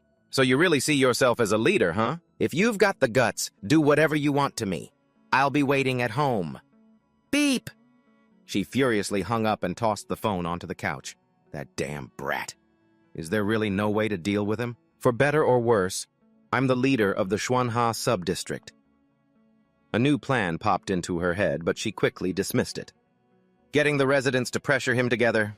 No, that won't work. If everyone follows his lead and refuses to hand over supplies, I'll be in big trouble. The most urgent task now is to trick as many people as possible. In the blink of an eye, evening fell, and the snow grew even thicker. Trung-dik sat cozily inside his home. While eating noodles and watching his surveillance cameras, he saw Xuanha collecting supplies. Some people really do just hand over their valuables like they're nothing. Tisk tisk, holding a bowl of hot noodles in his hand. He thought for a long moment about the supplies in his house. A normal person could last at least 3 to 5 days on that, but the low temperatures will make supplies run out fast. Still, they gave them to her willingly. It has nothing to do with me. Trung-dik gazed pensively out the window. The blizzard hadn't stopped. In fact, it seemed to be getting worse. The world outside had already descended into chaos. You need supplies to survive. Otherwise, you just wait for death. A few days later, in the residential group chat, someone called out Xuanha directly. Hey, Auntie Xuanha. You said that after collecting the supplies, you'd distribute them to everyone. My family has been out of food for 2 days. Can you give us some? Phone notifications kept buzzing, but Xuanha was busy feeding her grandson and couldn't care less. A bunch of idiots. All this stuff is mine now. She glanced at the crates of supplies piled up in her house and laughed with glee. This old lady worked her butt off to trick you out of these supplies. Why would I ever give them back to you people? Just then, Tu-ho pointed to the phone. Grandma, your phone. She scoffed internally as she saw it ringing nonstop. Those fools are only starting to figure it out now. But when she picked up the phone and saw the number on the screen, Xuanha couldn't help but panic. Jinhao, why is he calling me? She broke out in a cold sweat. The moment she answered, the voice on the other end spoke. Hello, Auntie Xuanha. You're quite the operator, aren't you? You managed to get everyone's supplies into your hands. That one sentence was enough to jolt Xuanha. She coughed dryly to hide her panic. Ahem. As the neighborhood block supervisor, it's my job to manage everyone's supplies. On the other end, Jinhao didn't let her finish, cutting her off directly. Haha, well that's just perfect. My house is running very low on supplies right now. Bring them over to me. Unwilling to hand them over, she quickly made an excuse. I still need to sort through them. Besides, a few people haven't turned theirs in yet, so I can't distribute them for now. Hearing this, the person on the other end dropped all pretense of politeness. You rotten old hag. Have you no shame? You've taken it all for yourself, haven't you? Jinhao was tired of talking to her, so he gave her a final choice. Let me be clear. Just obediently hand over all that stuff to me and we're good. If not... He knew it was just Xuanha and her grandson at home, so he threatened her directly. Then I, along with the 10-odd people in my house, will come and take it ourselves. The door suddenly started rattling before bursting open. Xuanha, now frantic, tried to stop them. Don't come in! This is breaking and entering! Jinhao led his lackeys inside and slapped her squarely across the face. Ch! Who told you to scam your neighbors? I'm just delivering some righteous justice. Meanwhile, Trung-dik was casually eating a sausage, enjoying the show. Oh, nice. They've started tearing each other apart. Watching them fight over every little thing on the screen, a new idea suddenly sparked in his mind. How about I broadcast this little movie to the homeowners group chat so everyone can see? No sooner said than done. Trung-dik gleefully worked on his computer. Their reactions are going to be priceless. Back at the house after slapping Xuanha, Jinhao immediately ordered all his men, search the place. Take all the food and drinks in this house, every last bit. This is stuff our neighbors struggled to save up. We can't let this old hag profit. Hearing this, she scrambled up in fear, grabbed his leg and begged, You can't take everything. Some of that is stuff my family saved up. If you take it all, how will my grandson and I survive? Jinhao looked down at her with contempt and snarled, Like I give a damn? Let go! Xuanha shamelessly clung to his pant leg, pleading, Please, leave us something to survive on. I'm begging you. He had run out of patience with her. He kicked her away. Get the hell off me! Tu-ho silently stared at the spot on the floor where his grandmother had been knocked down. He desperately grabbed a sharp object and rushed out screaming, You thugs, all of you, get out! He stabbed it directly into Ho-fi's butt, making him yelp. The man spun around angrily, looking at the little boy who barely came up to his waist. His voice trembling with pain, he growled, You looking to die, kid? Ho-fi kicked Tu-ho with tremendous force, sending him flying like a ball. He only managed to let out a single cry. "I'll grant your wish, then." A child's strength is no match for an adult's. He landed on a chair and lay completely still. Seeing this, one of the henchmen praised him. "Ha ha ha! Old Five, when did your kicks get so good? You sent that little rabbit flying. Impressive, impressive!" Ho-Fi tossed aside the object he'd been stabbed with and basked in his friend's praise. "Pretty cool, right? You guys should have filmed that."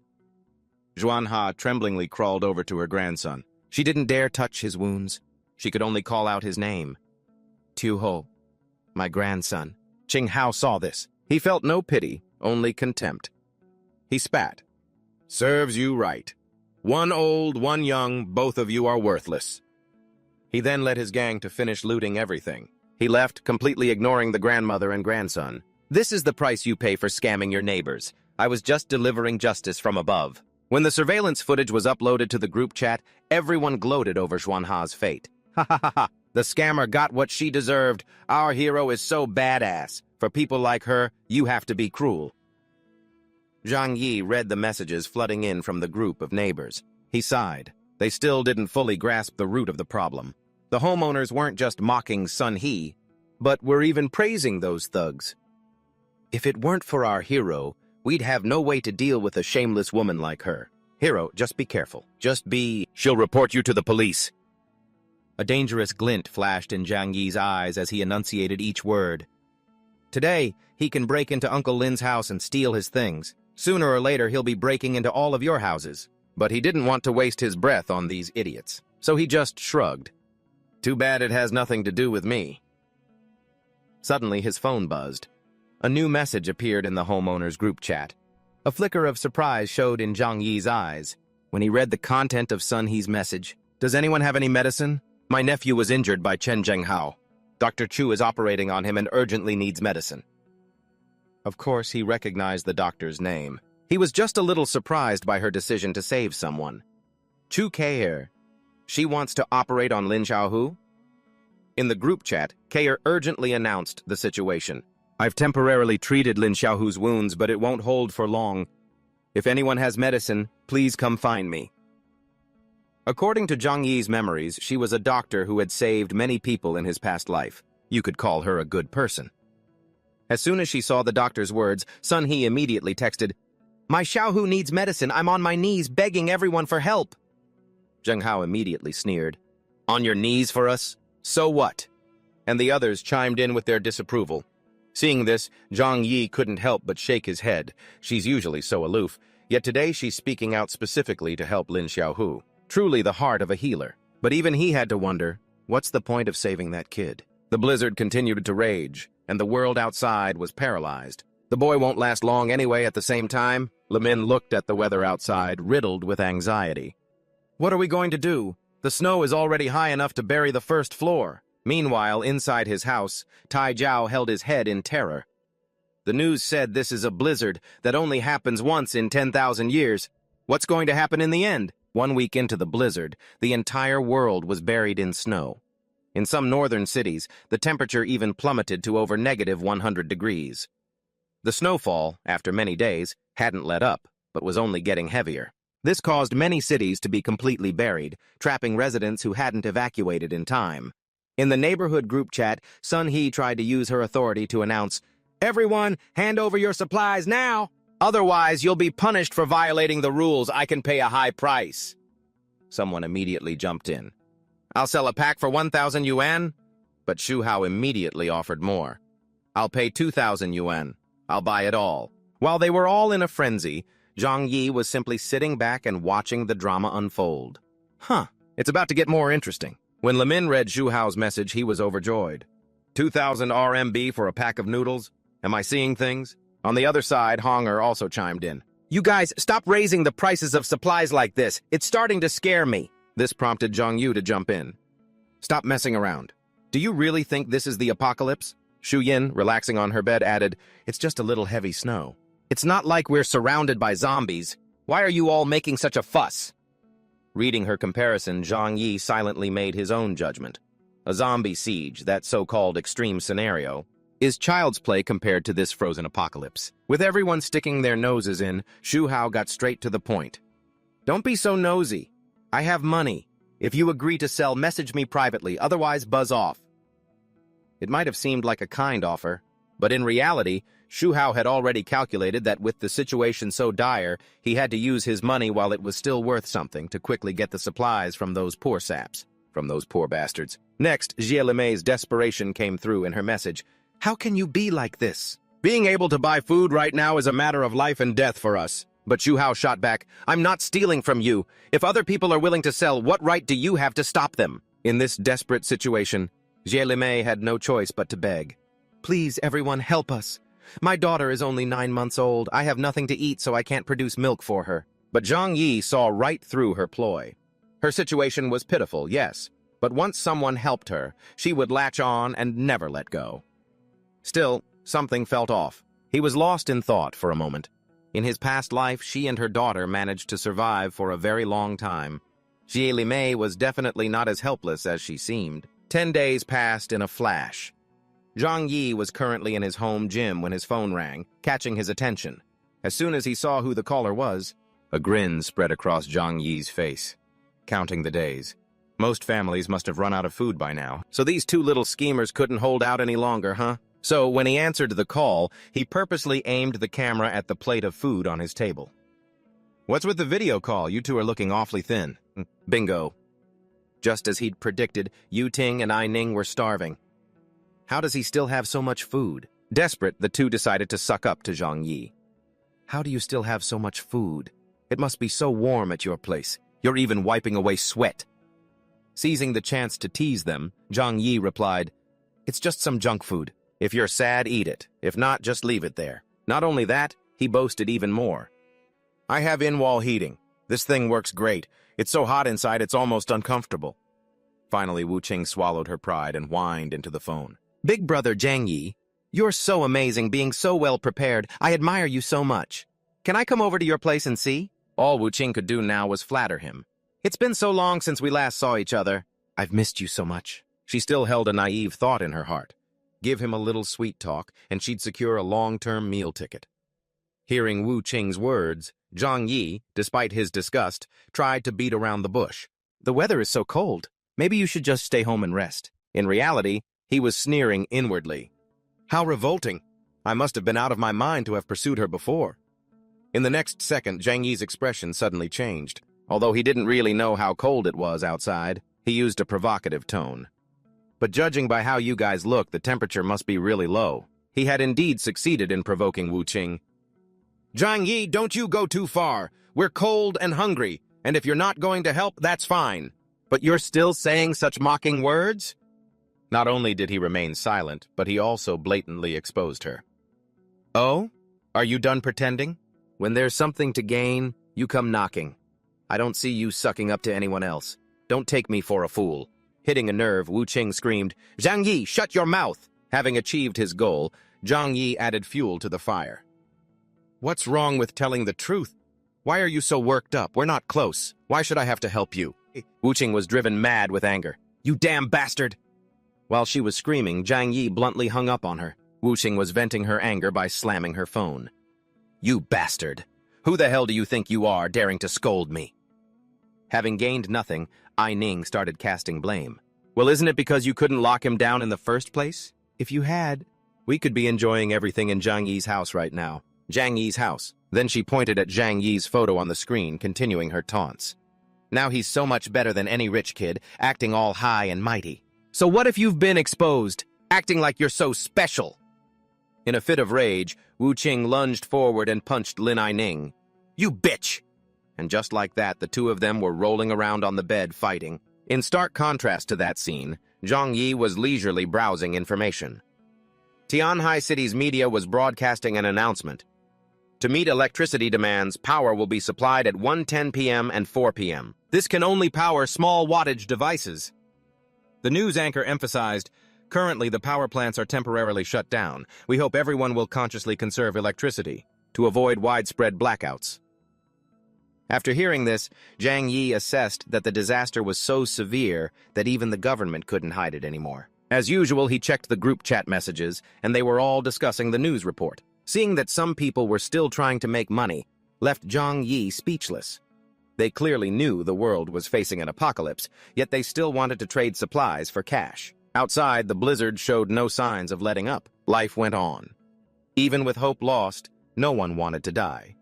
Even if it was a temporary existence, they had to grit their teeth and live on.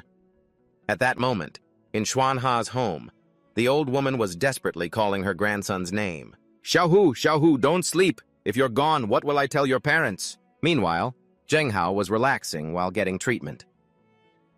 "Dr. Zhu is not only beautiful but also kind-hearted. It's thanks to you that I get to keep this leg."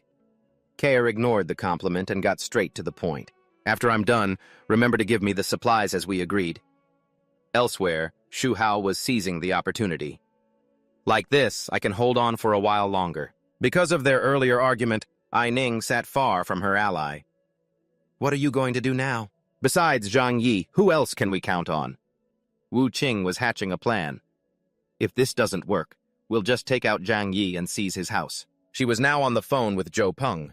The person on the other end answered bluntly, "Just the two of us isn't enough. We can't let too many people know about this." As soon as Zhou Peng arrived, Wu Qing began to complain, adding her own lies. "Zhang Yi was horrible. He used his food supplies to humiliate me. He wanted me to sleep with him." Hearing this, he exclaimed in shock, "What?" He was so angry he wanted to eat the other man alive. "That Zhang Yi is a real bastard. How dare he do something like that to you? I have to deal with him." Wu Qing seized the chance to flatter Zhou Peng. "Let's figure out a way to take his house. After that, we can live there together. What do you think?" His pride stoked, Zhou Peng puffed out his chest. "You just leave this to me. But a selfish, shameless guy like Zhang Yi will fight back, so we have to go over there with weapons." Ai Ning, trailing behind them, suggested, "Why don't we just beat him up directly?" Now, they were holding weapons and standing before their target's door.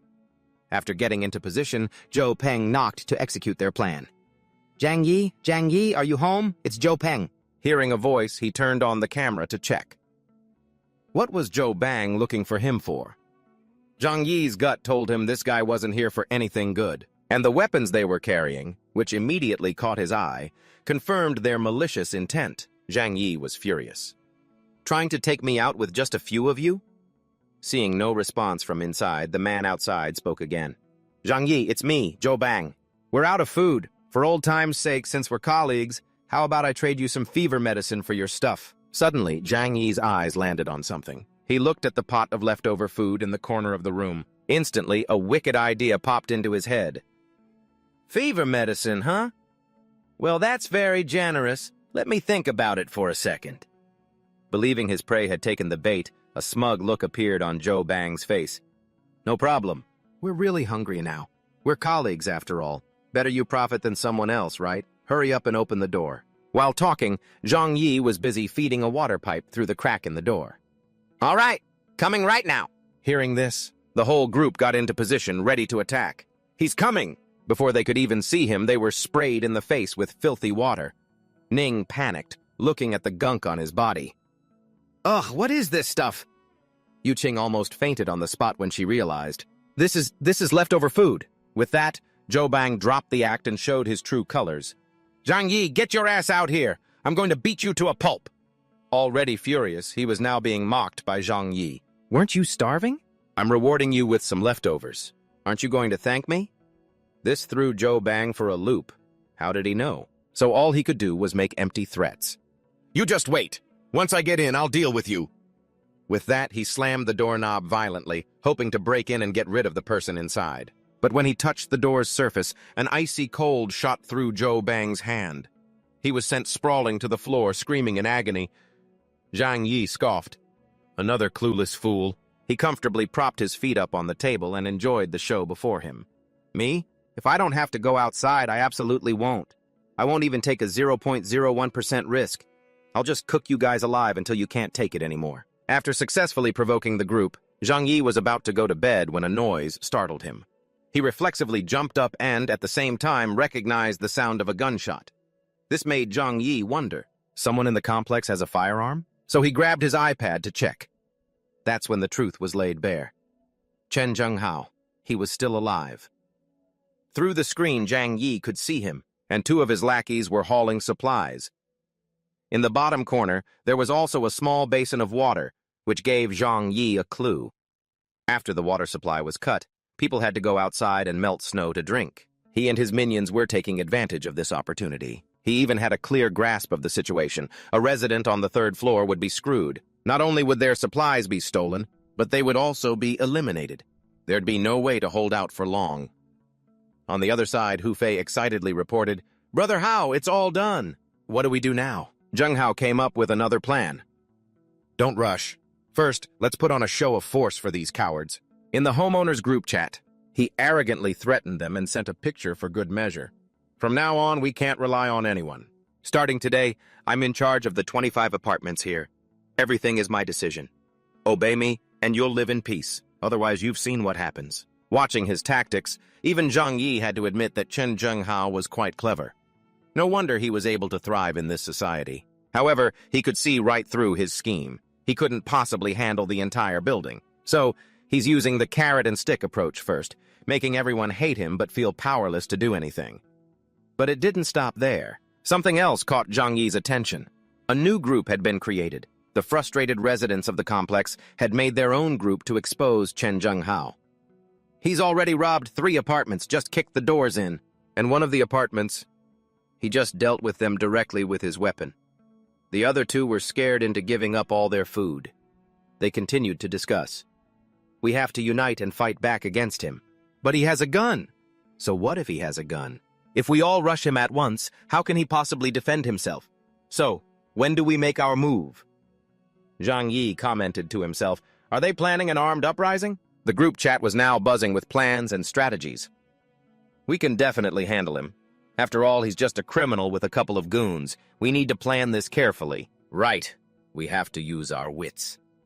These words made Zhang Yi burst out laughing. Just a second ago, they were shouting about using their wits to win. After talking so tough just now, they're probably just hoping someone else gets hot-headed and goes to block the bullets for them. Then, a message from Ji Guang made him freeze.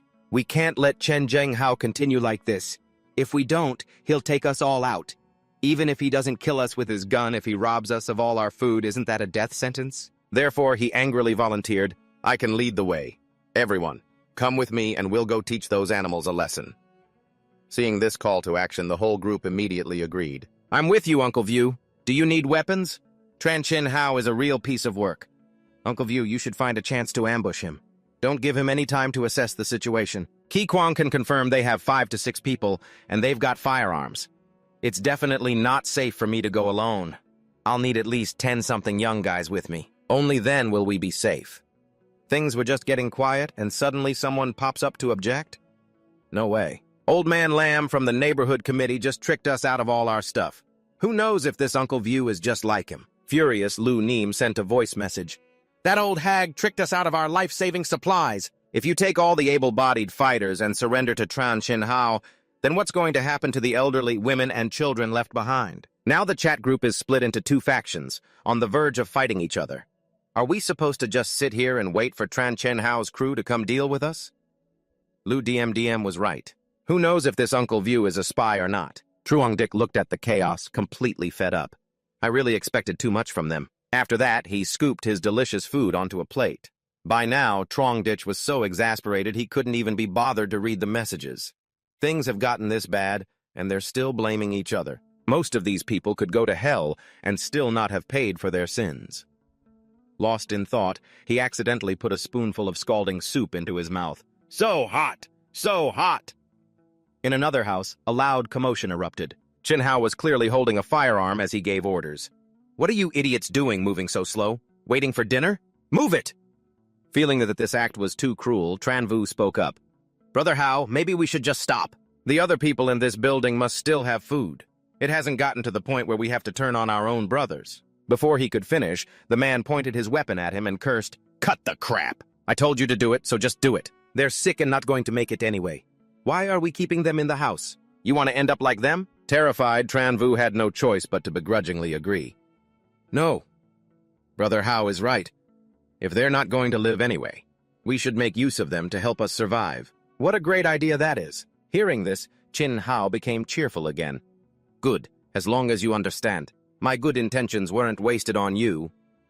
But deep down, he knew that if he didn't have a weapon in his hands, This group wouldn't necessarily listen to him. Only by eating flesh together could they all be considered on the same side. Trongdich had witnessed the entire brutal scene. This Tran Chin Hao is truly vicious. Keeping them at the door, he's probably planning to use them as emergency rations when the food runs out.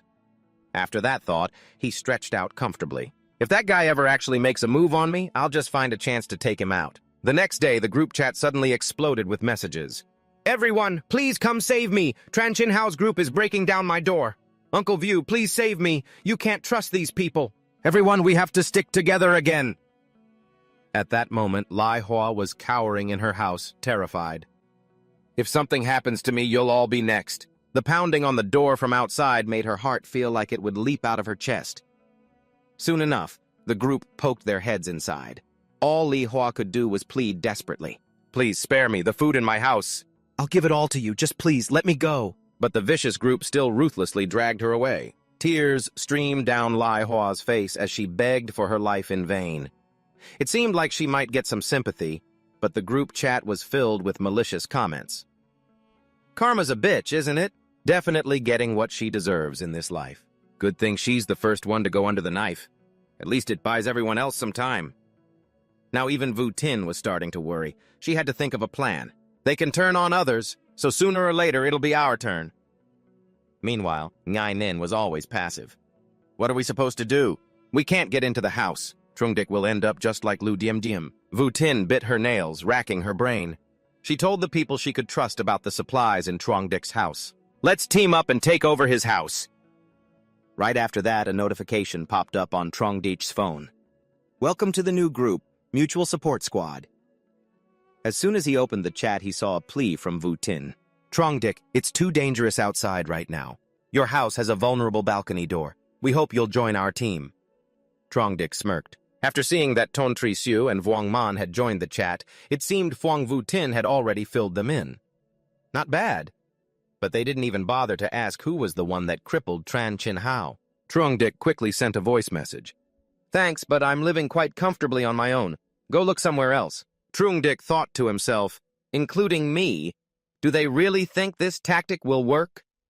Everyone was continuously begging, trying everything to sway him. Everyone's in danger now. Only by staying together can we survive. However, Trongdik just gave a short reply and left the group. Survival depends on your own abilities. You all are worthless to me. Everyone was stunned by Trongdik's heartless response. Vu Tin gripped her phone with both hands. He's completely shameless. We all know each other. How could he say something so inhuman? Wang Man finally spoke up. I let you girls in out of respect for my cousin. Besides, you promised you'd convince him to let us into his place. Now he's refusing. So what's your point? Her words made her and Ai Ning turn pale with panic. Just then, Zi Chao offered his opinion. There's no need to be polite with this kind of person. Let's just force our way in and break his door down. Hearing this, Liu Tao also agreed. Let's do that. A selfish person like him doesn't deserve such a nice house. Then he started boasting. I used to work for a locksmith company. I can open any common lock. As if she'd found a lifeline, Yu Qing cheered him on. As long as you can get the security door open, the rest of us can just rush in. Let's see how he tries to fight back then. The group then watched as Liu Tao began to meticulously examine the door. From behind, Yu Qing smirked wickedly, thinking to herself, besides splashing water, you don't have any other tricks up your sleeve. She laughed triumphantly while Liu Tao was at work. Just wait till we get inside. You're finished. Zhang Yi. However, he had already figured out every move of the people on the other side. Secretly picking the lock? Zhang Yi chuckled silently at his safe house control panel. The security door has 5 extra layers of defense on par with a bank vault door. If it could be picked that easily, wouldn't all my money have been wasted? Without hesitation, he activated the high-voltage defense function. Outside, Liu Tao was electrocuted and screamed in agony. Ah! His blood-curdling scream scared everyone to death. Help me! In the end, he quickly collapsed onto the floor. He was completely cooked through. Seeing this, Yu Qing could only cover her face and shriek in terror. At that moment, an enraged Zi Chao, showing no fear, started cursing. Zhang Yi, you bastard! Get the hell out here! Wang Man pretended to be reasonable again. We came here to negotiate sharing the house. Why would you resort to murder? Aren't you going to explain yourself? However, Zhang Yi, from behind the door, had already taken out his crossbow and continued his charade. How interesting. After you picked the lock, your next step was to either kill me or throw me out to fend for myself. He coldly raised his weapon and began to take aim. I'm ready to send any trespasser to meet their maker. This has always been my house, yet you all plan to divide it as if you were the real owners. You're courting death. Zhang Yi pulled the trigger. The arrow shot out from the slot in the door, heading straight for Zichao. The arrow embedded itself deep in his shoulder, and he screamed in pain. Seeing his comrade injured, Zhou Pong quickly hoisted Zichao onto his shoulder and started to flee. Let's go. Zhang Yi is really trying to kill us. Ting Feng also agreed. As long as the green hills are there, we won't have to worry about firewood. Let's retreat for now. Just as they finished speaking, 2 more arrows were fired, so fast that no one could react in time. Unsurprisingly, this time both Ting Feng and Zhou Pong were injured. Not far away, Wang Man had already bolted, leaving Ai Ning and Yu Qing to chase after her desperately. Wait! Don't leave me! Wait for us, Sister Wang! A moment later they arrived where Wang Man was sitting by the fallen Zhou Pang, while the other 2 stood in silence. After checking the wound for a moment, she suddenly gasped in horror. These arrowheads are all rusted! This made Zichao furious. That coward hiding in his shell is truly vicious. He's intentionally using rusted arrowheads against us. Ting Feng worriedly said, without any antibiotics. Getting hit in this weather means we can only pray to God. Clutching his bleeding wound, he gritted his teeth and groaned in pain. No, why is this happening? Unable to contain her anger, Wang Man didn't hesitate to slap Yu Qing straight across the face. Damn it! This is all your fault! She then continued to unleash her fury on her. Didn't you people say the only secure thing in his house was the door? Then why does he have a crossbow? You knew about this all along, didn't you? Is that why you were trying to run so far away, right? Now Yu Qing could only cover her face and sob. I didn't know either. The 2 times we went over there before. He never used a crossbow to attack us. Seeing the situation getting more tense, Zhou Pang stepped in to mediate. Cousin, don't be like that. I can vouch for her. Yu Qing really didn't know. Zichao came forward and grabbed Wang Man's shoulder. We're all injured now. We need someone to take care of us. Hearing this, she immediately shouted, Then what are you waiting for? Get over here and help. While Ai Ning's group went to provide first aid, Wang Man pulled out her phone with a tense expression. With injuries this severe, we can only ask Dr. Chu for help. Not long after care arrived, Wang Man placed all her trust in her. Dr. Chu, the lives of my family are in your hands. The moment she saw Zhou Pong's wound, she couldn't hide her surprise and exclaimed, Hit by an arrow again? Her words made Wang Man curious. Again? Was someone else shot by an arrow? Kair froze for a moment, then quickly changed the subject. No, it was a previous patient at the hospital. After finishing her examination, she announced the results. The wound is too deep, unless we have professional surgical equipment. I can't be completely sure. Simply treating it or pulling the arrow out will both lead to infection. She emphasized the severity, causing Wang Man's eyes to well up with tears. Without antibiotic treatment by then, I'm afraid. A few seconds later, she collapsed to her knees in despair. Zhang Yi is so cruel. Even if we took his house, we wouldn't have killed him. Kair wondered to herself, is Zhang Yi the owner of that apartment? So he's the one who caused these injuries? Finally, she gave her advice. In short, without medicine, it's very dangerous to pull out the arrow yourselves. I hope you all can understand. Her words startled Yu Qing. Medicine? It was as if she had just remembered something important. I remember. Zhang Yi has medicine in his house. A month ago, I saw with my own eyes someone delivering a lot of medicine to him. At his house, Yu Qing began to share the information she had gathered. About a month ago, Zhang Yi started frantically hoarding supplies. Every day they saw deliveries being made to his house. Once, a truck from a pharmaceutical company came to the complex, and Zhang Yi went to receive the delivery. Hearing this, Kier wasn't too surprised. Antibiotics aren't exactly rare. If he knew disaster was coming and was hoarding goods, he would have a lot of antibiotics and fever reducers. Yongjing died a slow and painful death. This scared Zichao out of his wits. Then let's hurry and find Zhang Yi so he can save me. Ding Feng, lying weakly on the sofa, managed to add, I think I'm going to die. Hurry up and think of something. The urgent situation made Wang Min even more anxious. He just chased us away. How could he possibly give us life-saving medicine? Yu Xing tried to justify their actions. We weren't going to hurt him. We even planned to leave him some supplies after we broke the door down. She saw no fault in her actions and stated it with conviction. He attacked because he couldn't appreciate our good intentions. We're the ones in the right. What is there to be afraid of? Unexpectedly, upon hearing this, Wang Min gave an order. This job is yours. Besides, Zhang Yi used to pursue you, so it makes the most sense for you to do it. Zi Chao agreed. Right.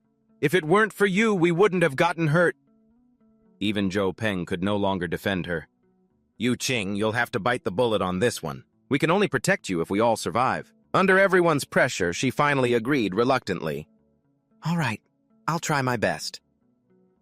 Then, they asked Care to take care of the injured.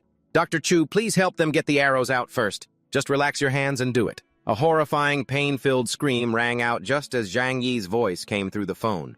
Hello, what's up? The moment he answered, she started weeping.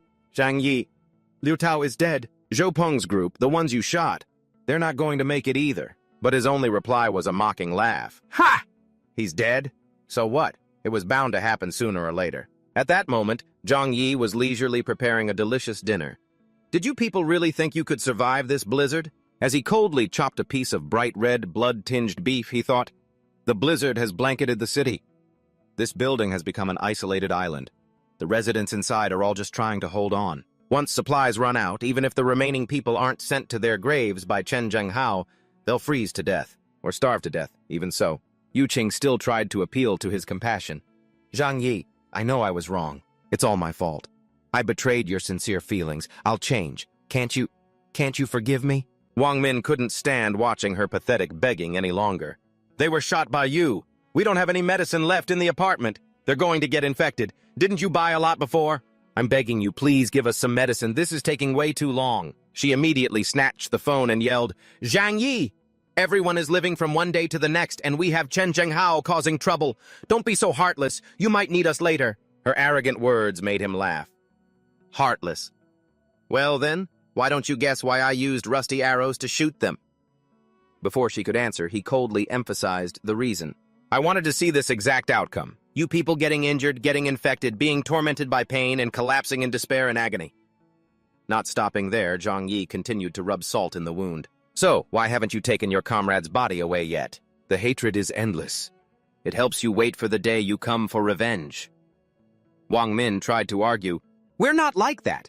But then, Zhang Yi gave them a small glimmer of hope. Stop talking, this is boring. For the sake of the fact that I once pursued Fang Yu Qing, I might consider it. But only she can come over. Like a fish thrown back into water, Yu Qing grabbed the phone and agreed without hesitation. From now on, I am your woman. You can do whatever you want with me. Whatever you want, I will obey. Zhang Yi smirked and replied, All right, Yu Qing, come over now. Seeing her friend find a lifeline, Ai Ning rushed closer. Take me with you, take me with you. But her joy was short-lived as he reminded her, But Yu Qing, the one I love is you and you alone. You must keep your distance from those people. Those shady people. Don't let them get in our way, all right? Hearing this, she immediately pretended to be obedient. It's all up to you, darling. I'll listen to everything you say. As soon as she finished speaking, she prepared to leave the group behind. I'm coming over right now.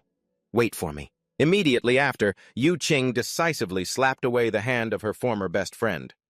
Get out of my way! Don't stop me from going to Zhang Yi's place! I've had enough of these past few days! Wang Min couldn't take it anymore. She walked up and slapped her right across the face. You shameless bitch! You dragged us into this mess, and now you want to leave without taking responsibility? In your dreams! Zhou Peng cried out in pain. Yu Qing! Didn't you say you hated Zhang Yi the most? That you wanted to be my woman? Unexpectedly, his answer was Yu Qing's true face. I'm pursuing my own happiness. Being with you all was just temporary. Later, when all the supplies are gone, won't we all just be sitting here waiting for the end anyway? He tremblingly answered her. Then she grabbed his hand, crying her eyes out. Brother Zhou Peng, you're a good person. But when you love someone, you have to want them to be happy, right?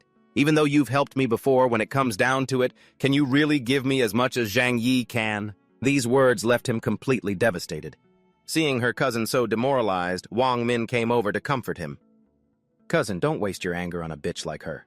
Our lives are what's most important. Meanwhile, Ai Ning was still hounding her, demanding her share.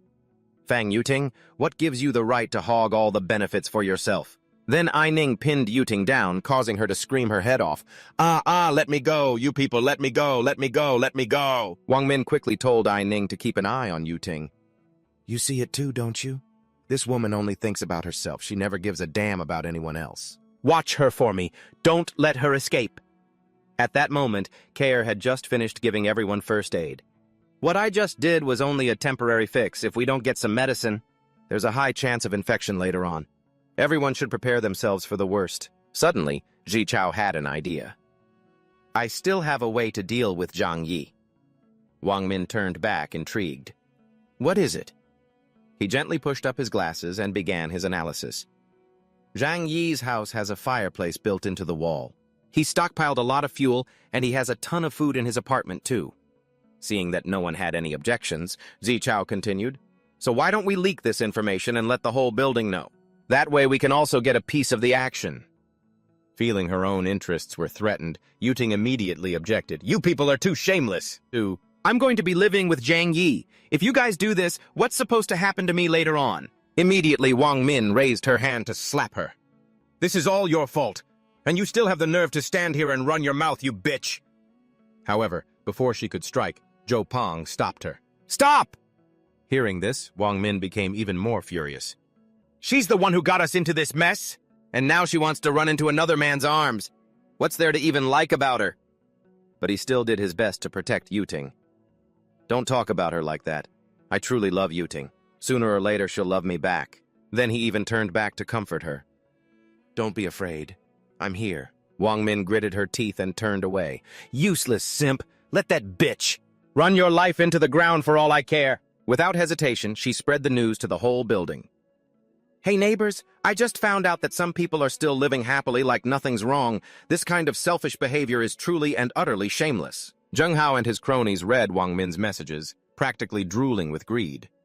Deng Lun's eyes went wide. Brother Hao, this... Greed spurred the man to start plotting. This kid's house has so much good stuff. Perfect. I can settle old scores and new ones all at once. In the apartment complex's group chat, the residents were in an uproar, demanding things from Zhang Yi. You, hurry up and bring out your supplies to help us. As your elder, I demand you hand them over. Just let me stay at your place and I'll give you all my assets. After reading the messages, Zhang Yi, who was warm and well-fed, just scoffed. Heh. Looking at the piece of meat skewered on his fork, he mused sarcastically, On what grounds? Do I even know you people? The clean, shiny fork reflected his scornful expression. Back then, was I just like this piece of meat for you all to tear apart? He tossed his phone aside and continued to enjoy his delicious meal. There's no reasoning with a bunch of heartless animals. Meanwhile, Ji Chao's group was getting extremely impatient. Isn't this guy afraid of dying? The spit from all of us combined would be enough to drown him. Over on Chun Hei's side, she was just as furious. This guy is unbelievable. How dare he enjoy himself alone at a time like this? Chiu Hao even muttered a threat. Just wait until this snowstorm is over. I'll deal with you, you little bastard. The group chat exploded with resentment. We're neighbors! Aren't we supposed to help each other out? You have to contribute to society. It's because you kept the news to yourself that we're in this miserable state. You have to make up for it. Despite the chaos in the group chat, Zhang Yi calmly poured himself some wine. As he was savoring the taste, a few pleading messages came in. Li Mai continued to use her child to try and soften his heart. Si Yu was even willing to offer herself. Then there was Wen Qiang, trying to appeal to their old friendship. Zhang Yi paid no attention to any of these messages. His gaze just followed the snowflakes as they fell. It's so boring staying at home all the time. Maybe I should go out for a bit? Suddenly an idea popped into his head. That's right. I still have a few snowmobiles. He walked around with a bright smile, thinking to himself, even though I can't go out right now. Hey, my future safety is guaranteed. I can go out and get a breath of fresh air. Suddenly, his attention was drawn to something else. On Zhang Yi's phone screen, a message notification appeared from Care. In every word, she revealed their hardship. Mr. Zhang, my family has truly run out of food and medicine. This piqued his interest. As expected of a doctor, she's very rational, not asking for a handout but wanting to trade, huh? He thought back on his impression of Care from his past life. She died because she gave her food to Li Mai and her child. Even though she seemed cold, she was actually quite kind-hearted when it mattered most. An idea started to form in Zhang Yi's mind. Maybe I should have her stay here and take care of me, but smart women are more likely to betray you. At this thought, he stretched lazily. And I'm really afraid of dying, you know. Then he raised a hand to his chin, contemplating. Even though Joke here is a possibility. I'm not 100% sure. I can't just let her in. While Care was shivering from the cold, Zhang Yi replied, If you want to trade, at least think of something useful to me. She quickly sent back a voice message. How about a portion of my consultation fee paid in advance? I really can't hold on any longer. Her hand clutched the cold phone tightly, her heart filled with shame. I've never had to beg a strange man like this before. On the other end, Zhang Yi calmly replied, I can give you supplies, but you have to help me. Kei was a bit curious. What is it? His simple request was laid out immediately. Those neighbors will lose their patience soon. I want you to monitor their actions and report back to me at any time. He even goaded her, You can choose to betray them and side with me, or follow the crowd and continue to observe. This left Kei feeling conflicted. Soon after, Kei responded, I agree. This was all within Zhang Yi's expectations. Excellent. She took the bait. Then he deliberately added another instruction. You must exchange intelligence for supplies. You should be clear on what you have to do. Kei's reply was cold. I'm clear on it. After finishing her exchange with Zhang Yi, she stared blankly at her phone screen. At the same time, the residents' impatience was showing in their messages. Where the hell did Zhang Yi go? Is he going to hand over the supplies or not? Even Zhang Yi was a little surprised by the shamelessness of this group. Give them an inch and they'll take a mile. Have they gotten addicted to it? He then used a mocking tone to taunt the group. I'd rather burn it all than give it to you people. On Zi Chao's end, he was so angry he was grinding his teeth. He's about to die and he's still this stubborn. Just you wait, you little brat. Immediately after, Zi Chao invited Zheng Hao into the residence group. He began to sway public opinion. Everyone, our target right now is Zhang Yi. As long as we take him down, we'll have plenty of supplies. But this time, I get half of the supplies. Of course, he was very supportive of the guy. Right. It's time we put aside our grudges and unite with a common goal. Attack Zhang Yi to take our supplies. When Jiguang saw this message, he panicked. They've all gone insane. I have to warn little Zhang. Kei also immediately contacted Zhang Yi. They're making their move. I have to warn him quickly.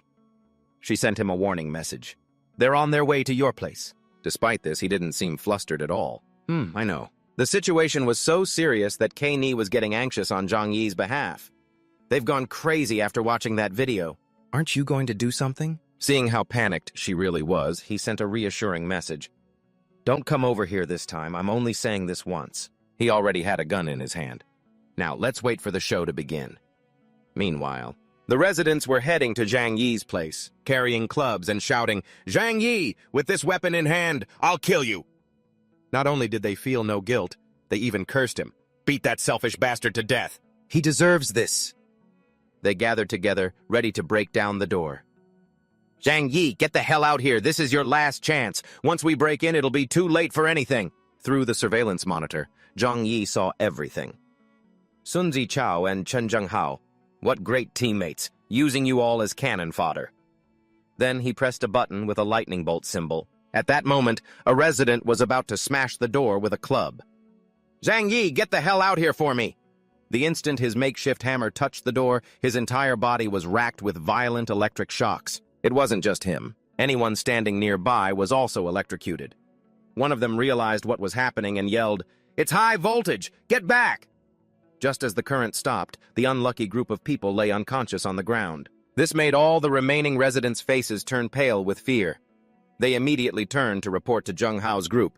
Brother Hao, Zhang Yi's door is electrified with high voltage. A few people have been...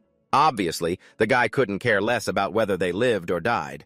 He even pointed his gun at the person who just spoke, threatening, So? Are you planning to retreat? The one who broke the tense standoff was Zi Chao. That animal Zhang Yi dared to kill our neighbors. We must get revenge on him. He encouraged everyone by listing off tempting spoils of war. Everyone, just use wooden clubs to hit the door. He can't have that many tricks up his sleeve. Heaters and food are waiting for us. With just a few sentences, he successfully stoked the residents' hatred for Zhang Yi. We've struggled miserably for more than half a month to get into that warm room. It would be worth dying for. A heavy wooden log was rammed against the sturdy door. They heaved the log together to break it down. "Brothers, follow me. Let's eliminate Zhang Yi." The loud noise outside was giving Zhang Yi a headache. Holding a glass of wine, he let out a long yawn. How long are they planning to keep this racket up? On top of that, he even grabbed a remote to taunt them. "Keep going. I'll play some music to cheer you on." Zhang Yi's provocation drove the residents insane with rage. "We'll see how arrogant you are in a little while. You'll pay for my brother's life with your own." Despite their high morale, they quickly grew exhausted. "No, I can't. What's going on?" The door, despite being hit repeatedly, was only lightly scratched, leaving them bewildered. "Why is this door so tough? At this rate, when will we ever break it down?" Just then, Yan Cheng stepped forward to inspect the lock and concluded, "This is a vault-grade security door from the bank where I used to work." Hearing this, they fell even deeper into despair. "Damn it, so this thing is unbreakable?" Of course, he could only sigh helplessly. Even a bomb couldn't break through this type of door. While he was explaining, without the key, Zhang Yi was already holding a crossbow and approaching the door. A small slot silently opened, revealing Yan Cheng, who was explaining his plan. Only a top-tier master lockpicker could open it. An arrow shot out like a flash and embedded itself straight into his neck, stunning everyone. Immediately, the severely injured Yan Cheng issued a warning. "He has a weapon, watch out!" With him as an example, the residents now knew fear. They scrambled to flee in a panic. "Why are you pushing me?" "You're clearly the one pushing me. Watch out or I'll kill you first." However, he spared no one. As a volley of arrows was fired, unlucky people like Chi Su were even surrounded by them. "Truong ditch, you animal." Some people have already died from your shots. Cries of resentment and curses echoed through the hallway. "You demon, why don't you go to hell?" Despite being cursed at, Truongdit continued to prepare his arrows. Just then, Chi Siu stepped forward to calm the crowd. "Everyone, don't panic. I have a plan." Chi Siu placed his hand on the wall and muttered softly. "His door is made of a metal alloy. We can't open it." He kept repeating those words, which actually made the residents think of another plan. "That's right. Why didn't I think of that? We can smash through this wall." They quickly got to work, smashing every side of the apartment's walls. With victory seemingly in his grasp, Chi Siu was ecstatic. "That dog Trongdik won't be smiling for long." The flimsy wall soon cracked, and a small piece broke off. A resident holding a wooden mallet prepared to put all his strength into this one final blow. However, as soon as the mallet hit the wall, the force of the impact recoiled, numbing his arm so badly he cried out, "Ah, why is it so hard?" Behind that thin layer of cement was a solid iron wall. This stunned Chi Siu. "There's still an iron plate inside?" The iron wall significantly depleted the residents' will. Some had already started dropping their weapons, lamenting their fate. Why would anyone build their walls with steel? I don't believe this whole house is made of iron. A few more persistent people tried using their tools to break through the other sides of the house. Of course, Trongdik knew everything that was happening, but he had no intention of stopping the chaos. "Go ahead, you people. Keep trying. The outer wall is reinforced with 20 centimeters of refined steel, and you expect to break it with just an axe? The soundproofing is on." He turned it on. "Go on, waste your energy on this pointless work." After struggling for a while, the residents realized they couldn't break into the house. "Truong Dick." Murmurs began to rise among them. "Who builds a house like this? I can't believe he modified his house to be like this." Meanwhile, Chi Siu was so angry he was choking. "Truong Dick." He began to shout accusations. He knew a disaster was coming, so he prepared for it and left us out. His words once again ignited the fury of the residents. "That despicable coward. If we all die, what's the point of him living? Won't he be lonely? Don't you feel any guilt?" One resident even fell to his knees, crying, "You'll regret what you did today for the rest of your life." At that moment, Chin Hao stepped forward to boost morale. "What are you all rushing for? Doesn't his house still have a ceiling and a floor?" He assigned tasks clearly. "Split into 2 groups and break through. I refuse to believe we can't break open this iron box." Everyone followed his orders, splitting into 2 small groups to break through from the floor and the ceiling. Trongdik could hear the noise from multiple directions, but he just sneered. "Chin Hao, a brain is a useful thing. Too bad I'm not an idiot." The group breaking the ceiling, after trying their best to smash through, still hit an iron wall. "No way! How do we get in?" The group breaking the floor was just as hopeless. "It's the same down here." This house was a seamless iron box. Some were so exhausted they collapsed to the ground. One resident, who had been hungry for too long, looked at the others who were just as tired as him and felt a profound despair. So hungry, I feel like I'm starving to death. Then, as he looked at everyone, a savage thought sparked in his mind. That's right. Isn't this meat? The intense hunger made the group of doomed people stare at each other, their mouths watering. However, the last remnants of their humanity were enough to keep them sane. Aizu, it's been so long, but he's still warm. Yes, the smell is driving me crazy. Meanwhile, Chi Shu was so anxious that sweat was pouring down his face like rain. Is there really no other way? Finally, he was so desperate he could only scream in agony. Trong ditch, you bastard! How can you live like this? Compared to so many of us? Can't you sacrifice yourself a little? Can't you? Just then, Ngeep Tang also came forward and offered his opinion. Maybe we could try the balcony.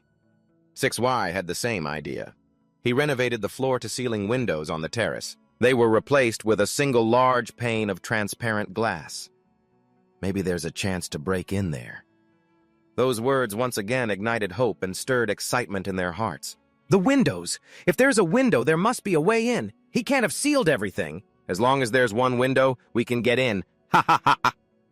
Without a moment's pause, right after their gleeful declaration, they grabbed their tools and began to carry out their plan. Meanwhile, Zhang Yi was comfortably enjoying a hot cup of coffee in the snowy winter weather, even as a group of people besieged by hunger stood before him.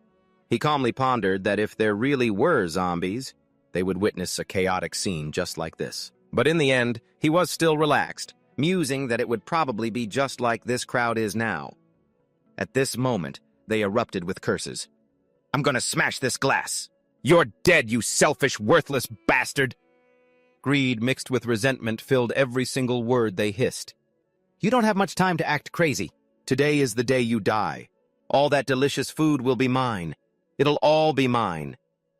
And yet, Zhang Yi remained completely unconcerned, not even a hint of fear. He still had the leisure to slowly walk into the kitchen. Soon he had prepared a homemade bomb. Very soon, you won't be able to scream anymore. Then he tossed it lightly with an amused smile on his face. Let these frozen devils warm you all up. Don't forget to thank me. The sound drew the attention of the people on the ceiling. There's something up there. By the time it came into their view, it was a bottle engulfed in roaring flames. The one who spotted it first had to take the full hit, with no time to dodge. What followed were the panicked screams of those standing around him. Ah! Fire! It's Zhang Yi! He threw a Molotov cocktail, and the unlucky guy who took the full force of his attack couldn't take it anymore. He lost his balance and let himself fall freely from the balcony. Of course, Zhang Yi's calculations weren't just for one person. Better to fall to your death than be burned alive. The end for the unfortunate soul was clear. All he could do was stare wide-eyed and beg, "Help me! Save me!" Unfortunately, Zhang Yi was always a man who stuck to his principles. Seeing this, the group of troublemakers had no other choice. They turned to beg their comrades in the other building. "Help, save me! I don't want to die! Somebody please save me!" Looking at these human torches, Ji Chao gritted his teeth and screamed, "Get away! Get the hell away from here! In your condition, you're beyond saving. Don't drag us down with you." He hurriedly swung his hammer in his hand to push them away. "Don't come over here. You're already a lost cause. What if the fire spreads to us? Get down." It wasn't long before they couldn't hold on any longer, finally falling from the flimsy wooden plank. As time passed, the ones left on Zhang Yi's balcony had turned into black charcoal. Now, Zi Chao and 6 others, ignoring any sense of shame, directly warmed their bodies by the same comrades they had just rejected. So warm, so warm. Oh, warm. Time passed. After the human torches were completely extinguished, the survivors didn't stop, but continued to climb over the balcony, even stepping on the corpses of their companions without any psychological burden. Because the situation was so desperate, Luo Yun no longer hesitated and knelt down to beg Zhang Yi. "I'm about to starve to death. Save me. Even just a piece of bread will do." It didn't stop there. The others also rushed to humble themselves to the lowest point. "You have so much food in there. Share a little with us. From now on, we'll do anything you ask. We'll listen to whatever you say." Although Zhang Yi's words were placating, the bowl of noodles in his hand clearly said otherwise. "Everyone, please don't be like this. It's very hard to watch." Then, feigning sympathy, he didn't forget to wave the delicious morsel in his hand. "I feel so heartbroken. It just makes me want to eat something. Luo Yun and the people behind him were long past being able to say anything, their stomachs literally burning with hunger. In the end, Zhang Yi wasn't a completely cold person. He slowly said, "I can give you all a chance." In the next second, his eyes narrowed as he spat out a provocative offer. "Right now, whoever goes and brings me the head of Chen Zhenghao, I will give that person a week's supply of noodles like these. You can eat as much as you want." The entire crowd's gaze immediately shifted to the other side. As the main character of the conversation, the man still didn't realize he had become the target. Why did they stop attacking? He wondered to himself, could it be that Zhang Yi told them something? And then, before he could come to his senses, the group behind him, who had just received some news, their eyes lit up. Then, they started to close in on Zheng Hao, causing him to panic. "What do you want? Get away from me!" It was only when he received a notification from Hu Fei that he was stunned to see Zhang Yi's message clearly. "Whoever can eliminate Chen Zhenghao, I will immediately provide food to that person for 1 week." This made him grind his teeth. "You shameless, despicable bastard, Thaos model, so you're still plotting against me, huh?" Then, seeing the man turn his back, Chi Xiu frantically yelled, "Wait! If you leave, what are we supposed to do about Zhang Yi's place? What can Zheng Hao do besides curse? Damn it, we can't even land a hit on him." What else could they do but go back and think of another plan? Finally, the next day arrived. Byron was anxious about what they were about to do. "Do we really have to make a move?" he asked, only to be shot down by Luo Yun. "What's the point of all that useless talk? How much longer can that bastard Zheng Hao possibly live? We can still trade it for food with Zhang Yi." Just as he finished speaking, the crazed voice of Zheng Hao echoed throughout the hallway. "What are you dawdling for? Who are you waiting for? Let's get a move on. It's going to start getting colder if we wait any longer." Even though they were his own men, he didn't let his guard down for a second. "Haven't you eaten yet or something? Hurry it up!" Unfortunately for him, Luo Yun's group had already been pushed to despair. They decisively seized the opportunity. Just then, Deng Lun turned his head and was instantly horrified by the scene unfolding before him. In a split second, a frantic shout rang out, "Brother Hao, behind you, watch out!" The city was blanketed in white snow, and a biting wind howled through the gaps between the buildings. It painted a deathly scene, silent to the point of being eerie. Inside the cold hallway of a rundown apartment building, blood stained the gray stone floor, splattered like crimson shadows. Zheng Hao stood there, his hand gripping a still-smoking gun. The dark muzzle was pointed directly at the two motionless bodies on the floor. "You wanted me dead?" he growled in a raspy voice. "Then you can die first. And remember," he added, "chop them into little pieces for me."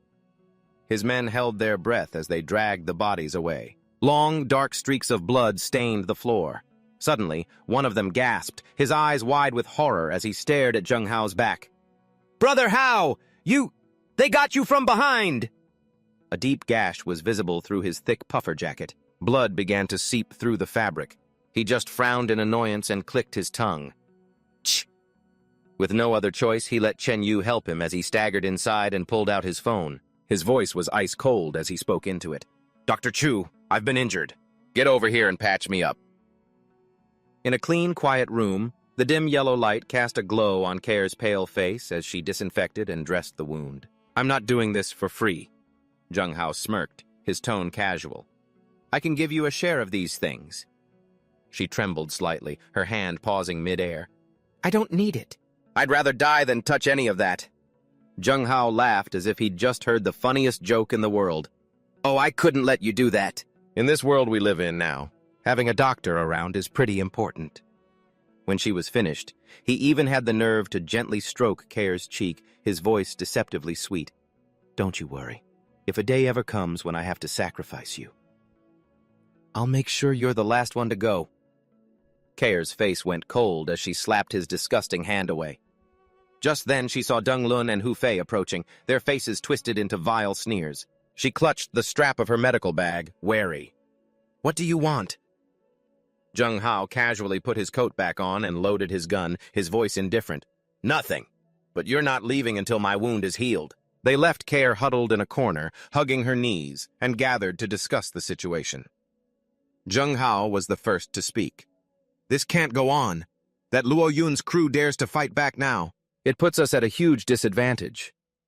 Hu Fei was also out of ideas. "Brother Hao, we've attacked Zhang Yi's place several times now and we've failed every single time." Chen Yu nodded in agreement. "His place is like a turtle shell. It's impossible to get in." Kair's ears perked up when she heard one of the men speak. "I don't believe he'll stay inside forever.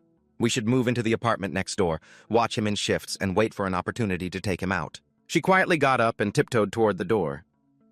Zheng Hao glanced over, his voice cutting like a knife. "Dr. Chu, where do you think you're going?" She stopped in her tracks, her expression calm as she replied curtly, "To the bathroom." Inside the dark, unwatched bathroom, Kair quickly pulled out her phone and texted Zhang Yi. "Zheng Hao is planning to move into the apartment next to yours. Be careful." The reply was immediate. "Understood." She stayed where she was to observe the situation. A moment later, the door to the next apartment creaked open. Ye Cheng appeared, forcing a smile. "Brother Hao, this place, it's all yours now. We'll leave right away." He and the other 6 residents cautiously flattened themselves against the wall as the group barged in, their eyes scanning the room as if they already owned it. Deng Lun and Hu Fei shot sharp, predatory glances at Kair, licking their lips like a pair of vipers. It was a vile expression that would make anyone's skin crawl. She and Ye Cheng tried to slip past them, trying to be invisible. He walked on, his heart pounding so hard he felt it would burst from his chest. By giving them the house and the little food they had left, they could survive for a while longer. But just as he breathed a sigh of relief, a heavy blow came crashing down on the backs of their necks, and they both collapsed. Blood began to pool around their heads, glistening a deep crimson in the dim light like some infernal liquid. Witnessing the scene, Kair clapped a hand over her mouth and staggered back, her eyes wide with horror. Zheng Hao smirked, his voice chillingly casual. "So naive. How could I possibly let a perfectly good duck that's flown right into my mouth go to waste?" He walked past her, giving her a meaningful look. "It's getting too cold. We have to stock up on provisions, you know, just in case we run out of things to eat." Wang Min's house had become a makeshift shelter. Apocalypse. Ding Fong, Zhou Bing, and Qi Xiu were sprawled across the old sofa. Qi Xiu frantically pulled at his sleeve, scratching his upper arm over and over again.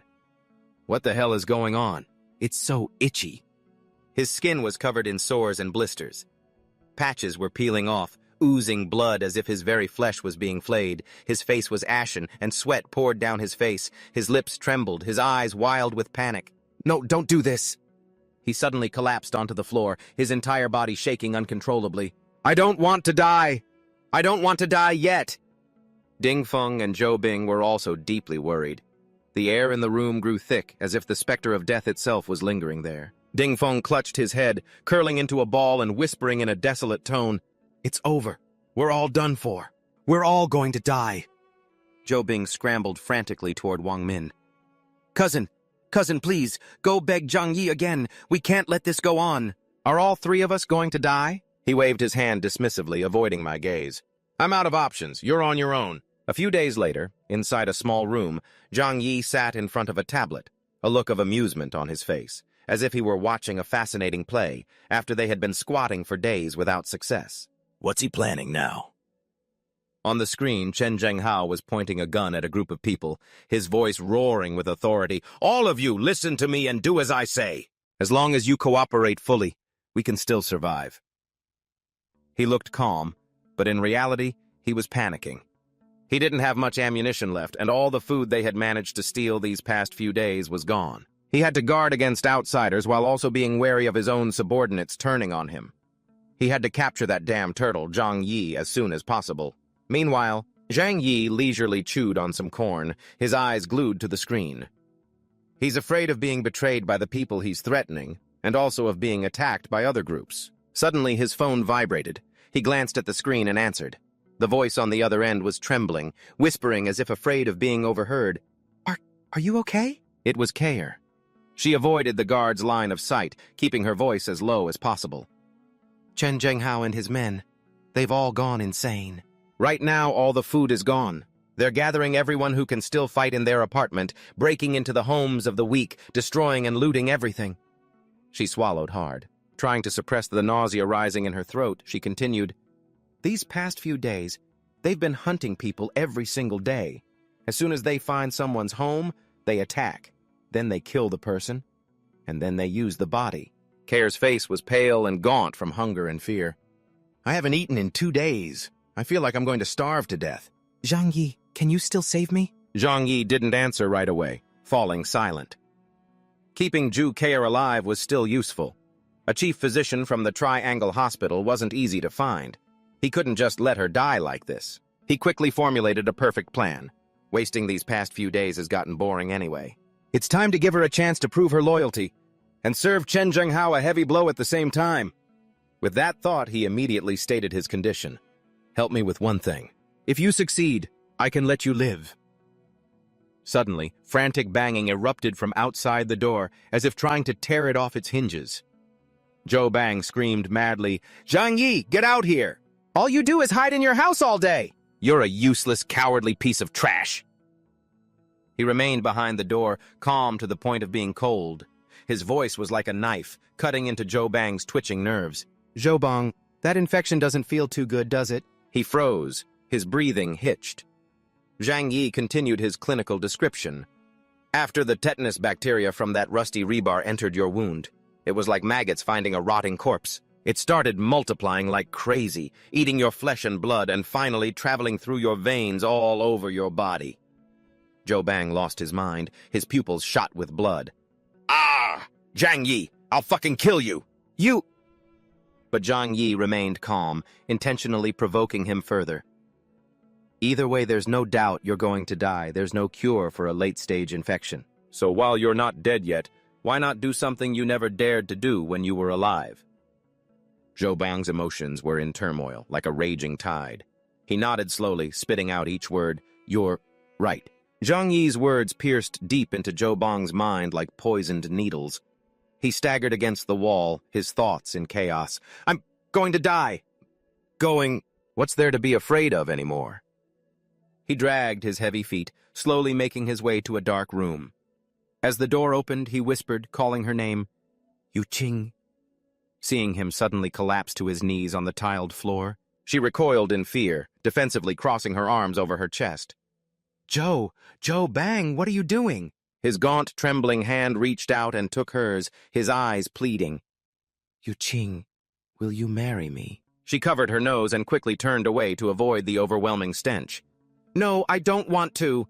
Then she angrily shoved him, sending him sprawling onto the cold floor. "If you're dying, then just go die somewhere else. God, the smell is killing me. I still have to go find Zhang Yi. Who do you think you are? To me, you're not even a spare tire." That blow landed right on Zhou Bang's fragile hope. "No, this isn't real." His mind completely shattered. He lunged up and grabbed Yu Qing tightly by the throat. His voice became distorted like that of a dying animal. "No, you love me. I'm dying. Let's go to hell together. We'll be together forever." She struggled in panic, landing a sharp slap across his face. "God damn it, get off me. You stink. You're disgusting." Zhou Bang froze.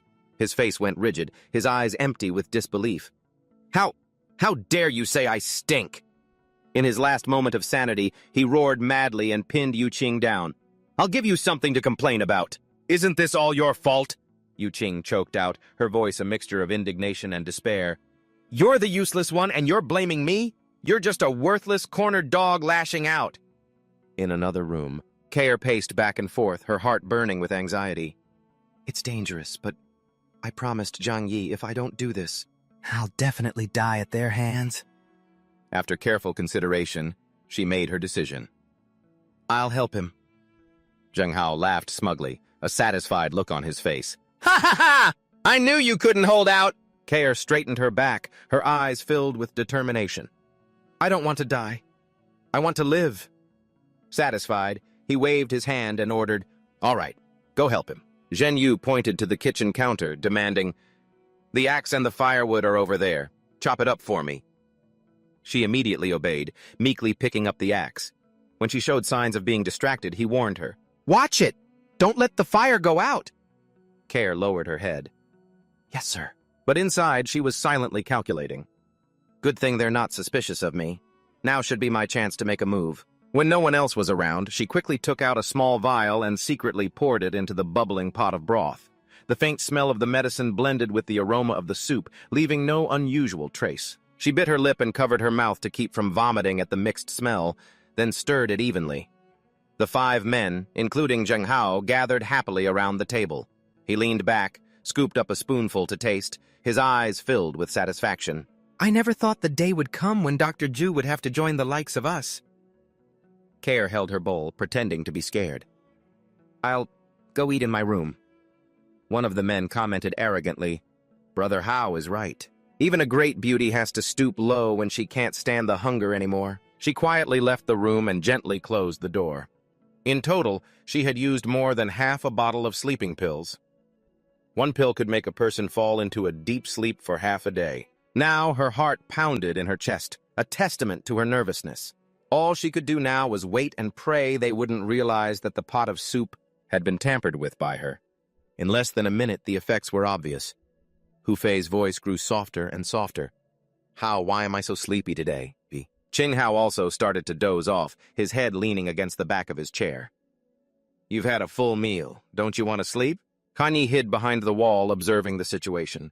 The effects of the drug had kicked in. She anxiously texted Trungdik, I gave them a lot of sleeping pills. They've all fallen asleep. What are you going to do next? He immediately commanded over the phone, drag them out onto the balcony. After putting Qin Hao's group into a stupor, Han Yi obediently followed Trungdik's instructions and dragged them out onto the balcony. From across the railing, he observed and offered his praise. Very good. Qin Hao and his dogs are all here. She wrapped her arms around her trembling body, white smoke puffing from her breath in the night air, and asked softly, Are you going to kill them? He tightened his grip on his gun with one hand and threw a rope to Kan Yi with the other. Not me. You are. Trungdik's even voice rose to give the order. Search Tran Qin Hao for his pistol and give it to me. Then use this rope to tie their hands behind their backs to the railing. Hearing this, she tilted her head slightly, her brows furrowed with annoyance. You're being overly cautious, she fumed internally. Can't you come over and help me a little? As if understanding her thoughts, he raised his weapon towards Kan Yi and gave a casual smile. Better safe than sorry. I won't expose myself to any risk, no matter how small. Without further hesitation, she immediately did as he said, tying them up tightly. Then she carefully leaned over and prepared to draw the weapon tucked behind her back. Across from her, Trungdik watched the scene. He then urged her, take the magazine out of the gun and throw it to me, along with the gun. After that, you can go back inside. With the items in her hand, Kan Yi hesitated for a moment. How can I trust you? What if you go back on your word afterward? He didn't bother explaining, his affirmation cutting through the air like a blade. You have no choice but to trust me. After a moment of silent contemplation, she quickly removed the magazine. Then she gathered her strength, got a running start, and threw it over to Trungdik. As the gun flew towards him, he easily caught it. He then fell into deep thought as he examined its appearance. It looks just like the one on the screen. This is the one Tran Qin Hao had. Thinking this, he went back inside, leaving Kan Yi to wonder, what is he planning to do? A few seconds later, a stream of ice-cold water suddenly shot out into the freezing air. From inside his house, Trungdik casually dragged a water hose and sprayed it directly at Qin Hao's group. Kan Yi ducked into the room and stared out in shock. He wants to freeze these people to death. Such a cruel method, but it's safe and effective. The sudden cold jolted Qin Hao awake, and he let out a scream, Ah! The whole group instantly woke up, with Tran Vu shivering and yelling loudly. It's so cold, I'm going to freeze to death, Deng Lun grumbled angrily. Who did this? Where did this water come from? As for Qin Hao, he gritted his teeth, his head spinning with a ton of questions. What's going on? I was drugged. At that thought, he whipped his head to the side and roared Trungdik's name. From the opposite side, he looked at them and delivered their sentence. You've all caused enough trouble. It's time for you to be reincarnated. As soon as he finished speaking, he decisively twisted the nozzle, making the hose roar at maximum power. Instantly, a high-pressure stream hissed out, blasting a freezing torrent towards the other side. Seeing Qin Hao's group go still, Trungdik's lips curled into a satisfied smile. All right. After all, it's a waste of water to spray people who aren't going to live for long anyway, and in that moment, they were frozen solid, their lives officially over. At the same time, Kan Yi received a call from him. You've passed the test. You can come over now. Hearing that announcement, her knees buckled in relief, and she replied softly, Okay, I'll be right there. Trung-dik aimed his gun straight at the door, his face filled with vigilance as her voice came through. I'm at the door now. He watched Kan Yi's image through the security camera at the door and felt satisfied. Scan shows no dangerous items. Good, after making sure everything was safe. He turned around and called out loudly, "You can come in!" Receiving his approval, Kan Yi was extremely careful as she pushed the heavy door and stepped inside. As soon as her foot was in, she immediately took off her thick coat, while Trung-dik quickly shut the door behind her. Ha! Ha! It's so hot. Sitting down on the floor, she closed her eyes to feel the heat. This kind of warmth, it's really been too long since I've felt it. Suddenly, Trung-dik appeared silently behind her, the cold barrel of his gun pressing against Kan Yi's back. "Dr. Chu? Have you perhaps forgotten something important?" He suddenly moved closer, his voice a provocative whisper in her ear. "For example, proving to me that you're harmless." Hearing those words made Kan Yi blush. A flustered look crossed her face as she asked hesitantly, "So, what do you want me to do?" He smiled and answered succinctly, "It's very simple. Prove you have no weapons that can harm me." Then, Trung-dik tilted his head slightly, his meaningful gaze sweeping over her as if to probe her every thought. "You've decided to be in the same boat as me. To treat each other with honesty and be completely harmless, isn't that right?" A few seconds later, Kan Yi slowly began to shed her layers of clothing to prove it. "Can it happen now?" Trung-dik leaned back in his chair, watching her with admiration. "Very good. Your attitude is perfect." Next, he grabs a large towel and hands it to her. "First, go take a hot bath. You've suffered for many days." Then he pushes Kan Yi forward, indicating the way to the bathroom. Each movement silently urges her to hurry. Before the door closes completely, Trung-dik casually adds one more instruction. "As if by habit, I picked out an outfit in your size. Try it and see if it fits. If not, I'll find you another one right away." The room fell silent, with only the sound of running water echoing. Trung-dik glanced over Kan Yi's injection kits with extreme interest, then without hesitation, stored them all in his dimensional space. Confiscated. A few minutes later, she appeared, looking a bit shy, and spoke gratefully. "I'm done bathing. Thank you. The clothes you gave me fit perfectly." Seeing her come out, he patted the seat next to him with a slightly mischievous smile. "Sit down. Sit." Trung-dik even gently blow-dries Kan Yi's hair and reminds her in a low voice, "You must remember, I let you in because you still have value to me. That's your privilege." Next, he emphasizes every word as a warning for her to stay in her place. "Therefore, you must obey my orders. If you have any treacherous schemes, I won't hesitate to eliminate you." Hearing these words makes Kan Yi understand clearly. This guy is truly cold-blooded to the core. Trung-dik leans forward, pointing his hand straight towards the end of the hallway. "The second room is for you. It's under full surveillance. The door and room are made of special materials. You can only enter and exit at the times I allow. If you don't agree, you can leave now." After a moment's thought, Kan Yi nods in agreement. "Okay, I'll listen to you." He leisurely combs a lock of her hair while smiling with satisfaction. "A wise choice. You already know what the situation is like outside. Besides relying on me, I'm afraid there's no better way out." Then he lowers his voice, his words laced with hidden meaning. "Therefore, now I'm going to tell you a secret, and you must listen carefully." Kan Yi's curiosity is suddenly piqued. "A secret? You want to tell me?" Trung-dik toys with Kan Yi's hair as he speaks. "A shared secret is a crucial link in establishing a cooperative relationship. I dare to do this because I'm not afraid of it being exposed." Then he continues his story. "The people who wanted to kill me before, I've already eliminated them. It's not like you didn't see for yourself." Kan Yi just replies softly, "I understand." Suddenly, Trung-dik changes the subject. "You must have realized that the gamma ray burst caused this blizzard. It didn't just change the climate. It also gave ordinary people special abilities." A second later, an item suddenly appears in his hand. "I gained a superpower. I have my own dimensional space." Then, Trung-dik frankly reveals the truth. "Most of my supplies are stored in this dimensional space. When I die, those items will also disappear, so only as long as I'm alive." "Will you have a chance to enjoy them?" Learning this secret leaves Kan Yi bewildered. "So, superpowers really exist?" Trung-dik cuts off her train of thought. "Here, eat. This is your share." Hearing that, she desperately shoves all the food into her mouth, almost choking. His eyes never leave Kan. You still haven't earned my complete trust. You need to understand what needs to be done. The chores around the house. Don't make me assign them one by one. With that, Trongdich decisively delegates everything. The drainage pipes are frozen. When you use it, remember to throw the plastic bag out through the secret hatch in the window. Before Kan can even speak, he continues as if he knows what she wants to say. Exchanging labor for food is the duty of a maid. Besides that, what else can you give me?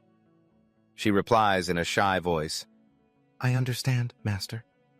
After that, the two of them became entangled. In just a moment, the atmosphere grew heated. They tumbled onto the comfortable sofa below. This situation makes Kan extremely embarrassed, but facing this reality, she can only resign herself to it. In the end, she and Trongdich had an unforgettable night. In a flash, it was the next day. He looks at the still sleeping Kan with a hint of guilt. Looks like I was too rough on her last night. But it was already late, so Trongdich spoke up to wake her. Do you want to come out and get something to eat? Still half asleep, her voice has a slightly pouting tone. A moment later, Kan decisively gets out of bed. Okay, I'm coming right now. By now, Trongdich's gaze is entirely that of someone raising a pet, so he's satisfied with her appetite. After a while, he asks caringly, Are you done eating? Kan answers innocently, Not full yet, but I can't eat too much at once, or it'll easily cause gastritis. Hearing this, Trongdich gets the main point. So that means you're done eating. As soon as he realized this, he unexpectedly threw a coat at her. Over here, time to work. Following Trongdich, Kan asks, What do we have to do? His expression turns as fearsome as a demon's. Go smash! That pile? Kan takes the club Trongdich gives her and can't help but ask curiously, The dead are already dead. Why do we still have to do this? His face darkens. A bad person who becomes a corpse is still a bad person. They're as disgusting as flies. As he speaks, Trongdich's voice grows even colder. Smashing these corpses serves as a warning, to let the others understand who is the most difficult person to deal with. With that, he casually steps aside. For the sake of our solid contract, it's your turn to take the stage. These words make Kan feel completely helpless. You're being way too cautious. Afterwards, she walks alone to the frozen corpses and without a word, decisively smashes them to pieces. From a distance, Trongdich records the entire process. Kan looks up, puzzled. Are you recording a video? Seeing this, he calmly explains, Just documenting the journey a bit, for those dishonest people to see. Trongdich's words carry a threatening undertone. We also have to let them know who the boss of this building is now. A moment later, that video was sent to the homeowners' group chat. After seeing it, everyone in the building was overjoyed. That guy was finally dead. We can leave our homes now. That bastard, it's great that he's dead. Ha ha! Then Zhang Yi's voice rang out. Chen Zhenghao is dead. From now on, this building will be under my management. A series of messages were sent to him. Chen Zhenghao, did you take care of him? You're amazing, Zhang Yi. Do you have any food left in your house? I'm about to starve to death. Suddenly, a call from Fang Yuting came, which surprised him quite a bit. She was actually still alive. As soon as he answered, the voice on the other end came through. Zhang Yi, are you with Zhuke right now? Then she pleaded earnestly, Zhang Yi, Gege, can Tinger come over to your place? You're not allowed to be with another woman. You're mine. But he just laughed scornfully. You're not dead yet? Her words made Yuting misunderstand. So that's it, Brother Zhang Yi thought I was dead. Is that why he let that slut Zhuke into his house? She sobbed. Brother Zhang Yi, I'm still alive. I'm the one who loves you the most. Hurry and kick her out of your house. Suddenly, Yuting cried out pitifully. Let me go. I want to go to Zhang Yi's place. Of course, Wang Min and Ai Ning wouldn't let her go so easily. You made us suffer like this. You're the one who deserves to die. Go to hell with me. Witnessing that scene, Care nestled against him timidly. I won't be like her, so you can rest assured. As expected, this action made his face flush bright red. But just a second later, Zhang Yi's attitude changed. I wonder if Fang Yuting would go crazy with rage if she saw me and Zhu Kei together. While Yuting was pinned to the ground, her phone suddenly rang. Tinger, you're a good person, but I've met someone better. Hearing that, she threw everything aside to grab the phone, but what she saw was an intimate photo accompanied by a message. You'll wish us happiness, right? Seeing it, Yuting roared like a wild animal. You can't do this to me! Tinger loves you the most! She must be tricking you! Give me another chance! But just one sentence from Zhang Yi has shattered her dream. There's no need. Kair and I are truly in love. We shouldn't contact each other anymore. Yuting's mood completely collapsed. I don't believe it! Zhang Yi, you were so devoted to me before. How could you change your mind just like that? She wailed in despair. It's all that bitch Kair's fault! Seeing Yuting in such a pathetic state, Wang Min and Ai Ning couldn't help but gloat. This is karma. You totally deserve what you're getting today. At this point, Zhang Yi was temporarily satisfied. That's enough fun for now. No need to pay any more attention to this woman. She'll die in this apocalypse anyway. Suddenly, he turned to Kair and asked, Do you think I'm very cruel? But she didn't think so. I believe you must have your reasons for doing that. Hearing those words made Zhang Yi extremely pleased. As long as you understand.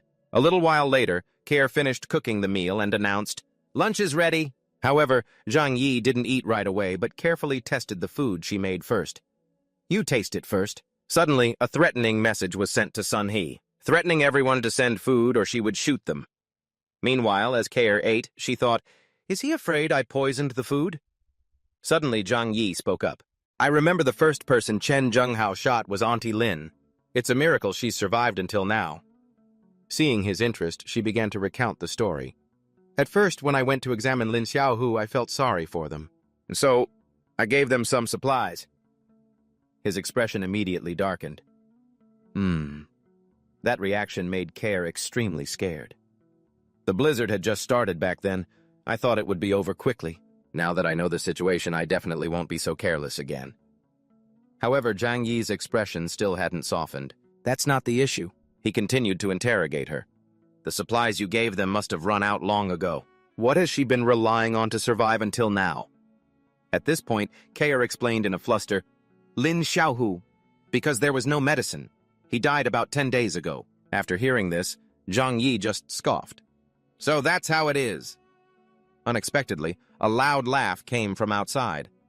Ha ha ha!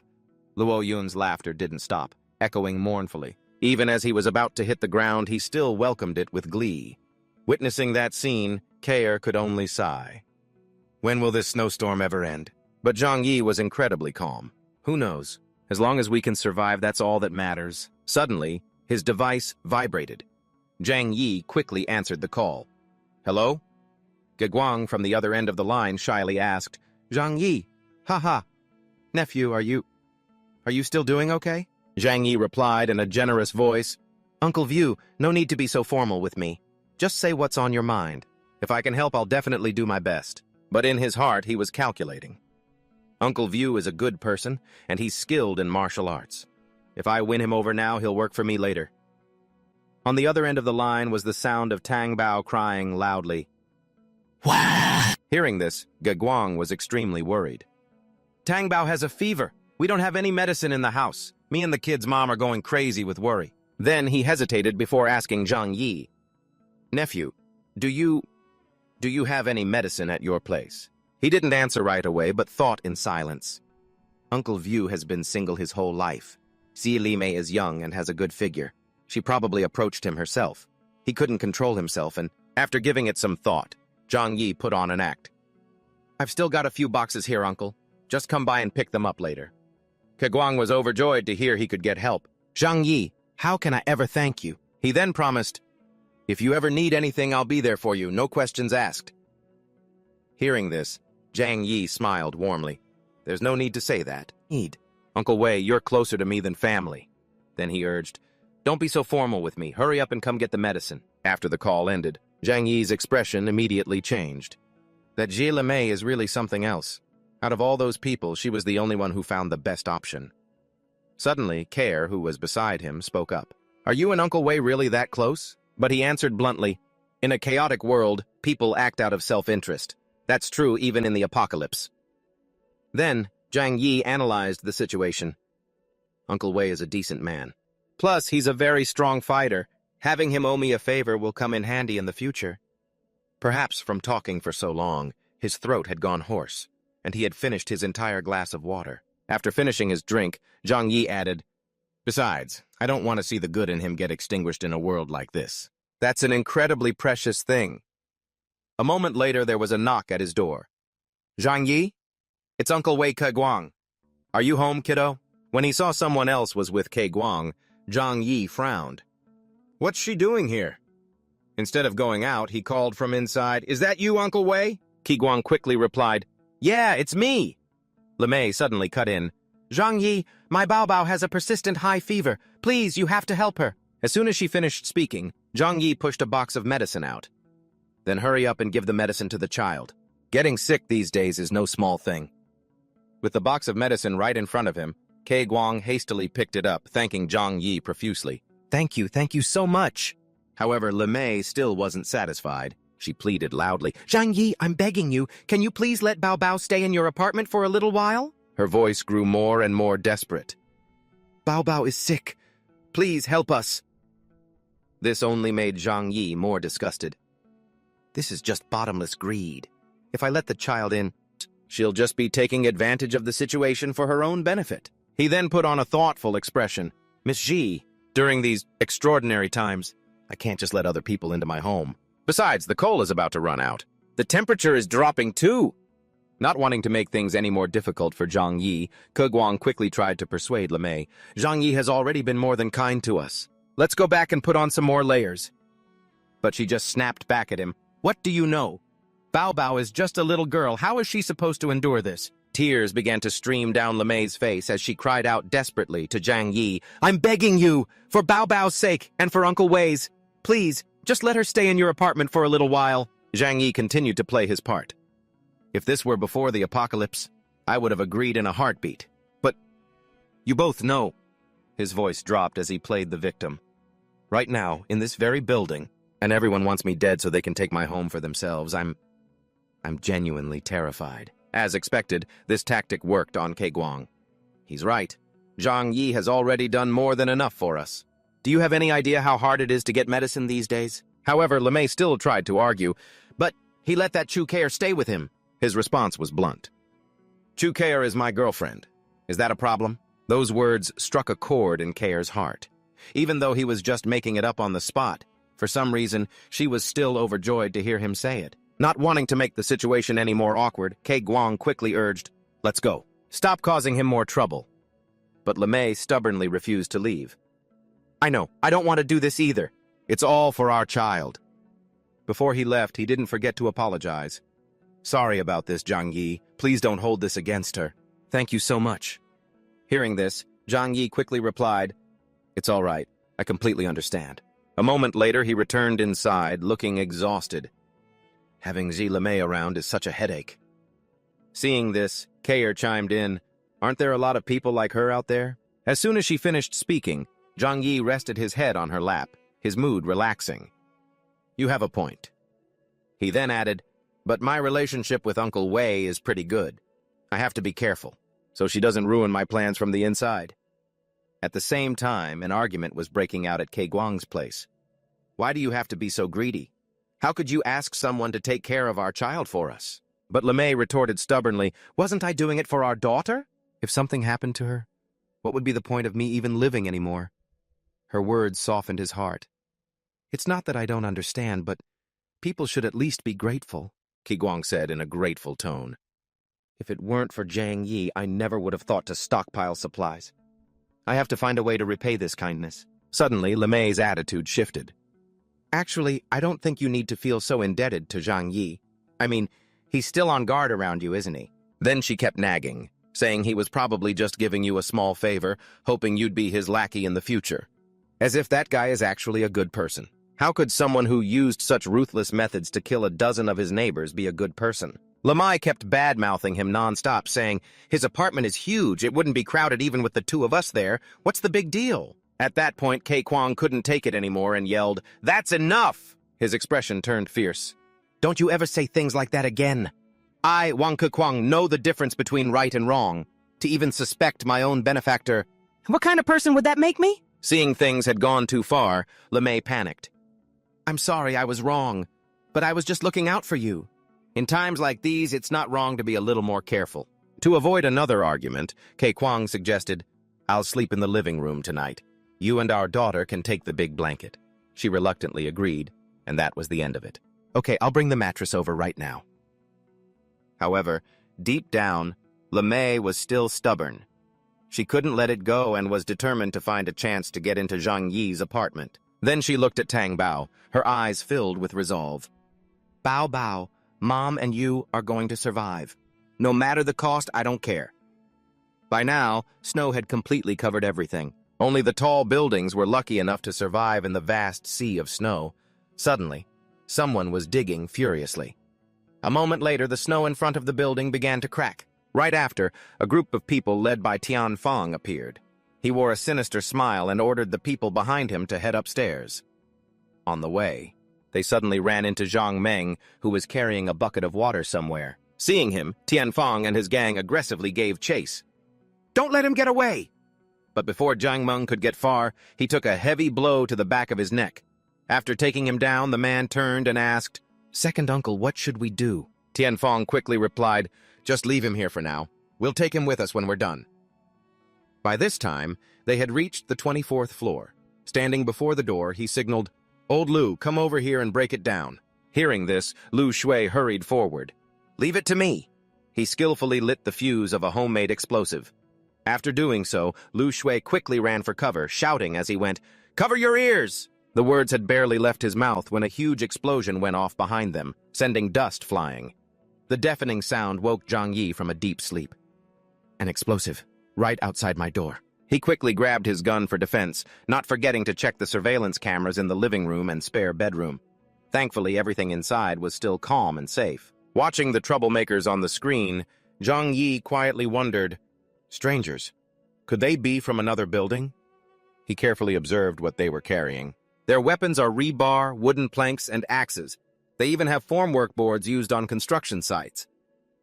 After a moment of analysis, Zhang Yi came to a conclusion. It's the hired construction workers from the 26-story building next door. It must be them. His expression turned grim. They're targeting me. I'm afraid information about my home has already been leaked. At that moment, Tian Feng stood outside the door, grumbling, Old Lu, what kind of shoddy work is this? Why didn't this piece of junk explode properly? Not only him, but Lu Shui was also completely bewildered. That can't be right. I mixed the explosives myself. There shouldn't be any problems. Could it have gotten damp? As he finished speaking, Tan Chung, who was in the back, suddenly spoke up. If that won't work, let's just break it down by hand. Their vicious actions pushed Zhang Yi to the peak of his anger. So they want to take my life? He let out a sneer. Let's see if you all have enough lives to spare. Suddenly something appeared in Zhang Yi's hand. White phosphorus. A simplified version of a phosphorus round. When it burns, the temperature can exceed 1,000 degrees Celsius. Then, he decisively threw it out the door. The scene outside instantly descended into absolute chaos. It's an incendiary round. Scatter to the sides, quick! But before they could escape, they were engulfed in flames, their senses overwhelmed by extreme pain. Ah! Ah! Lu Shui was thrashing around in the fierce blaze. Help me! Help me! The words had barely left his mouth when a bullet whizzed past, aimed straight for his head. After that, Zhang Yi fired relentlessly, sending countless bullets outside. The scene outside was utter chaos. Someone's shooting! Where's it coming from? Ah, second uncle, save me! Before the man could scream any longer, another bullet flew out and ended his life. A moment later, not a single one of the construction workers was left alive. After dealing with them, Zhang Yi mused to himself, Good thing the gun I bought isn't a machine gun, otherwise I would have used up 100 rounds by now. He thought to himself, The blizzard has already culled most of the weak. From now on, only the strong will remain. I must create more powerful weapons. Zhang Yi's expression became terrifying. These people came prepared. I can only rest easy once they're all dead. Just as the thought crossed his mind, he reached Kair's side. It's okay now. Seeing him, she looked up, her voice trembling slightly. Zhang Yi! But a second later, Kair suddenly started as if she remembered something. She quickly stood up and tried to justify herself. I wasn't scared. I just thought it was an earthquake. Hearing that, Zhang Yi retorted, This is the 24th floor. If it were a real earthquake, you'd be crushed no matter where you hid. Kair deftly changed the subject. What happened just now? A few minutes passed. After getting a clear picture of the situation, she came to a conclusion. In that case, those construction workers are even more dangerous than Chen Zhenghao. Zhang Yi's calm voice finished her sentence. He relied on his gun to bully ordinary people. On the other hand, the construction workers are physically strong. And since they live together, they know each other well. A murderous aura emanated from his face. It's a good thing I killed the one who knew how to make explosives. Otherwise, I wouldn't be able to sleep peacefully at night. Perhaps out of worry, Kair turned and asked, "So, what do we do now?" "Do we need to get revenge?" Zhang Yi affirmed without hesitation. "Of course, but I won't be doing it myself." He then added, "If we want to live peacefully from now on, we'll still need to find some cannon fodder." After saying that, Zhang Yi turned his attention to the apartment complex's group chat. Since a few people were asking about what had just happened, he gave them a rough summary of the story. After hearing his story, the residents were a little worried, but they admired him even more. Suddenly, Zhang Yi typed, "Dealing with them used up a lot of my ammo. Now it's hard for me to even guarantee my own safety. Everyone, you're on your own. Good luck." Just then, he got a call from Uncle View. The moment he answered, Kei Guang's voice came through. "Zhang Yi, are you all right? Is there anything I can do to help?" "I've had drinks with Tianfang's crew before. I can't believe they'd dare to come after you." Hearing this, Zhang Yi carefully considered his options. "It's better to be safe. For now, I have no plans for revenge. But if you're familiar with them..." A devious smile spread across his face. "Why don't you tell me exactly what their situation is? It'll make it easier to come up with a plan. A strategy for all of us to deal with them together." Kei Guang checked with Zhang Yi again. "So what you're saying is, we should band together to deal with outsiders just like Huang Tianfang's crew?" He answered without hesitation. "Exactly. That's the only way we'll have a chance of winning." Seeming to understand, he immediately suggested, "All right, I'll bring this up in the group chat right now and see how many people agree." Hearing that, Zhang Yi just gave a faint smile. "There's no need for that. It would just make them think you're trying to stir up trouble. Worse, they'll think you're getting ahead of yourself." His words only confused the other man even more. "Then what's our move?" Zhang Yi thought of the people lying scattered outside and said casually, "There's no rush. We still have plenty of supplies in here. We just have to wait. If the Tianhe gang comes once, they'll come a second time. I took out a lot of their men, so they'll definitely come for revenge. When that happens, the neighbors in this building will have no choice but to help." His plan made Kei Guang sigh in admiration of Zhang Yi. "You're a genius. Let's do it your way." After hanging up, he turned to Kair. "I need to ask you for a favor." She immediately asked, "What is it?" Suddenly, Zhang Yi's hand seductively touched Kair's lips. "Right now, those neighbors, they may praise me to my face, but deep down, they're both scared and resentful of me. There are some things I definitely can't do myself." The gesture made her blush deeply, and she could only manage a small, He immediately clapped her on the shoulder, full of confidence in her. "Your mission for the next 2 days is to gather intelligence discreetly. I'm entrusting it to you and Uncle View. The sooner we get a clear picture of the power distribution in this entire complex, the bigger our advantage will be." Kair didn't hesitate, clenching her fist. "I'll do my best." 2 days later, she was tapping a marker against a whiteboard. "I've combined the information Uncle View managed to overhear with the intel I gathered." She then began writing on the board as she explained. "Right now, our most difficult problem is the Tianhe gang in the adjacent building 26. They were formed from a small construction crew from the Tianhe group. Their combat strength is very high, and their main weapons are crowbars and iron pipes. They don't have any firearms yet." Then Kair circled an area of concern. "The other organization that poses a significant threat is in Building 21. Her pen tapped the name on the board as she spoke. "The 2 leaders are Wang Qiang and Xiao Lu. Before the disaster, they were just a couple of delinquents who stayed at home. Their members are mostly young men in their early 20s. They're physically fit and have nicknamed themselves the Mad Wolf Gang." At some point, Zhang Yi had moved in closer to get a better look, causing Kair's cheeks to flush pink.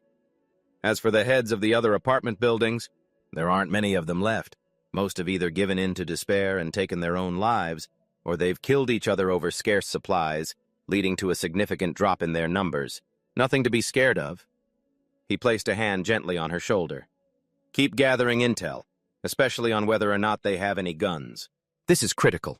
We have to minimize the risks as much as possible." At this point, she was so flustered she could barely speak, stammering, "Oh, okay." In another room, a voice reported, "Second uncle, it's all been taken care of." Tianfeng looked down at the motionless young man, satisfied. "Not bad," he said. "If we can't get to Zhang Yi, then we'll just get rid of the other useless residents in this building." Then, he didn't forget to write on the nearby wall, "Zhang Yi, if you don't come out, I'll wipe out all of your neighbors." He looked at the words with a smug expression.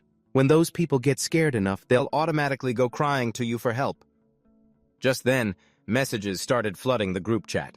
"Zhang Yi, this is your mess. You fix it. You're the one who brought the Tianhe gang here. This whole disaster is your fault. What does it have to do with us? You made your bed. Now lie in it. You can't expect everyone else to pay the price for your actions. If you have any conscience at all, you'll go out there yourself." Having just finished a shower, Zhang Yi saw this and couldn't help but marvel. They turn on you just as fast as they surrender. But a few messages like that weren't enough to scare him. He immediately sent a reply to the group. "It's not like I asked them to come here. So because I took them out, I'm the one in the wrong? Your inability to fight them has nothing to do with me. If they're so dangerous, why should I be the one to go out there?" A girl quickly replied, "But if you're safe, what about us? Aren't you just leaving us here to die?" Then came a sanctimonious message from another resident. "You're the one who brought them here. Why should we have to suffer for it? Has your conscience been eaten by a dog?" Losing patience with this cowardly mob, he bit his lip. Zhang Yi fired off 2 angry messages in quick succession. "Like I care what happens to any of you. What the hell do your lives have to do with me? And don't you dare talk to me about conscience. Are you worthy? When you all attacked my home at the beginning, which one of you didn't have a hand in it?" He finished with a 7-second voice note. "You people don't actually think I wouldn't dare get rid of you, do you?" The moment the message played, Fang Chunhei and Shu Hao were terrified. Shu Hao threw his phone straight to the ground and cowered in his chair. "What do we do now? I thought after Chen Zhenghao was dead, we'd finally be able to live, but it turns out the Tianhe gang is even more ruthless. Can we really do nothing but wait to die?" Looking at the blizzard outside, the fear of death washed over him. This snowstorm wasn't going to let up anytime soon. Everyone was going to die. Everyone had to die. In stark contrast to Shu Hao's mood, Zhang Yi was perfectly relaxed. He called Uncle View. "It's time for you to play your part." Hearing this, Keguang clenched his fist. "Just leave it to me."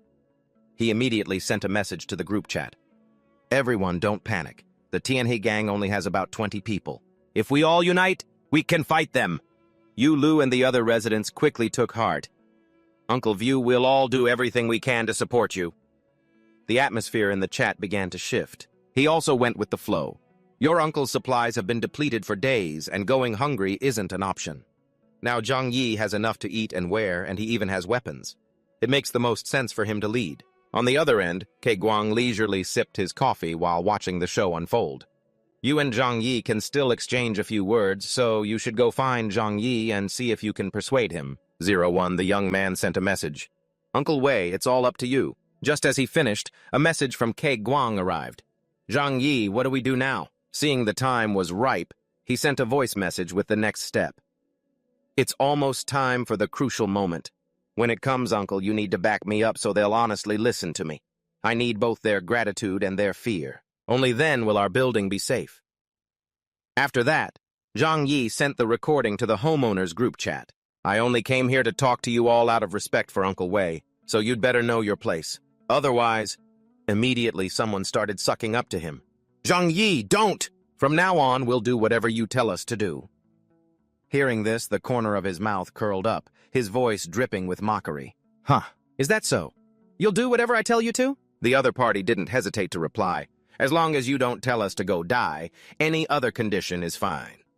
Zhang Yi leaned back comfortably into the soft sofa, raising an eyebrow as he asked sharply, "What if I tell you to take up arms and risk your lives against the people from the Heavenly Gang? Would you do it?" At the mention of that, their bravado faltered. Seizing the opportunity, he began to press them. "I can't believe you people want me to be the one to risk my life.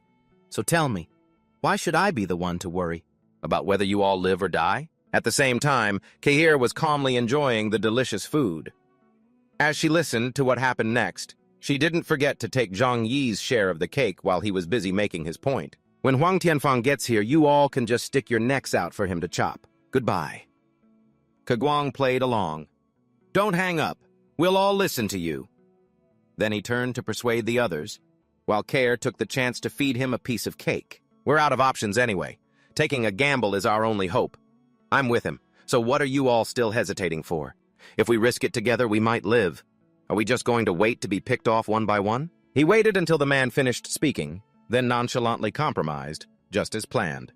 "Fine. From now on, everyone follows my orders. If anyone slacks off, don't blame me for making an example out of them." As soon as he hung up, the building's group chat immediately blew up with notifications. "Fanglin, get out here! Where's Liang Yulu? Stop hiding." He had no choice but to send a message. I just fell asleep. What's going on? Does everyone want to fight back? Let's do our best together." Seeing the tide turning in his favor, Zhang Yi added another comment to seal the deal. "The situation is critical now. Anyone who dares to hide in the back, too, is a traitor to this entire building. A person like that deserves to die." His fingers flew as he typed out each word, mixing threats with promises. "But everyone, don't worry. If you listen to my command now, then I definitely won't let you starve. As long as you listen to me, I'll go out and help everyone find supplies." With that settled, Zhang Yi rubbed his chin thoughtfully. "To hold the building, I have to ensure they have combat strength, go out to find supplies, collect weapons, increase firepower, and transportation." Suddenly, he remembered the 2 vehicles he had stored. "In my alternate dimension, I have a snowmobile and a smaller skidoo. Getting them out is a piece of cake. With a blizzard like this covering the city, it's nearly impossible for others to go outside."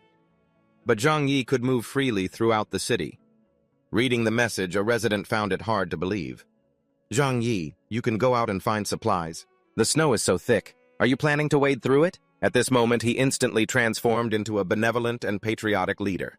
"But for everyone's sake, I have to go out and try." Seeing the plan succeed, Keguang and Lei Mai also breathed a sigh of relief. With every word from Zhang Yi, "Don't worry, I worked in warehouses for many years. I know exactly where every warehouse, large-scale shopping center, and supermarket in Tianhai City is." In contrast, Chunhei's face suddenly fell when she heard what came next. "Since I've become the leader, I must be responsible for every single one of you." A bit of light returned to Shu Hao's hollow eyes after so many days. "And the supplies in my home are about to run out too. Going out to find supplies is the only way for us to survive." Those words moved many people, and also fueled the triumphant look on the face of the one who started it all. "Wow, Zhang Yi, I'm really touched. After how we treated you at the beginning, and now you're still...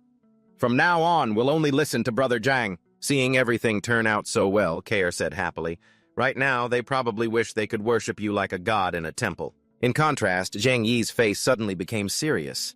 "They can't be considered my followers. They're just a bunch of cannon fodder." His silhouette seemed to carry a deep loneliness as he walked away. "Just a small bit of grace is enough to make this crowd worship you like a deity." Hearing that, her voice softened slightly. "But are you really going outside?" Putting on a thick coat, Zhang Yi confidently reassured her. "Don't worry, the supplies at home are enough to keep you alive." Then he pulled on a high-collared layer. "I'm just looking for a suitable opportunity to go out and check on the situation." Seeing this, Kei-Ni said, "Then I'll go with you." But before she could finish, he placed a finger on her lips to stop her.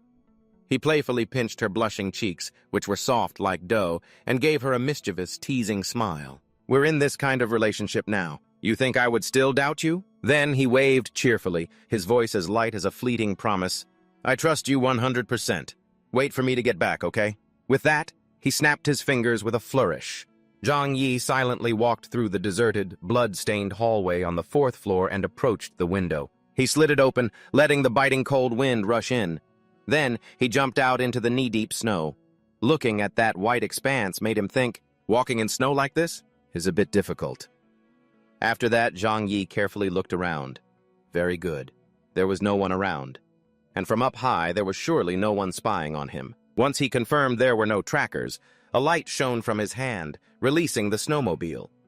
Unfortunately, while Zhang Yi might have a knack for jinxing things, he didn't have hawk eyes. From up high, someone was watching him drive away. However, he wasn't stupid. He even mused, "Looks like people will be targeting me for this snowmobile from now on." Being targeted didn't dampen Zhang Yi's spirits in the slightest. In fact, he was thrilled. He hadn't been outside in so long. and getting to race on the snow right away felt so exhilarating. In the end, he sped straight towards his intended destination, the Tianhai City Public Security Bureau. The baton in his hand swung decisively and smashed into the large glass panel in front of him. Zhang Yi held his flashlight and cautiously stepped inside. Each footprint on the ice-cold tiles echoed in the dead silence. The reception area was pitch black and deathly still, without a single soul in sight, as if this place had been long forgotten by time. In a dark corner, dark blue uniforms, frozen stiff in huddled positions, caught his eye. The police officers had been handcuffed and frozen to death. They were already cold. A few theories formed in Zhang Yi's mind. When the blizzard hit, they were probably on duty. They didn't even have any winter gear.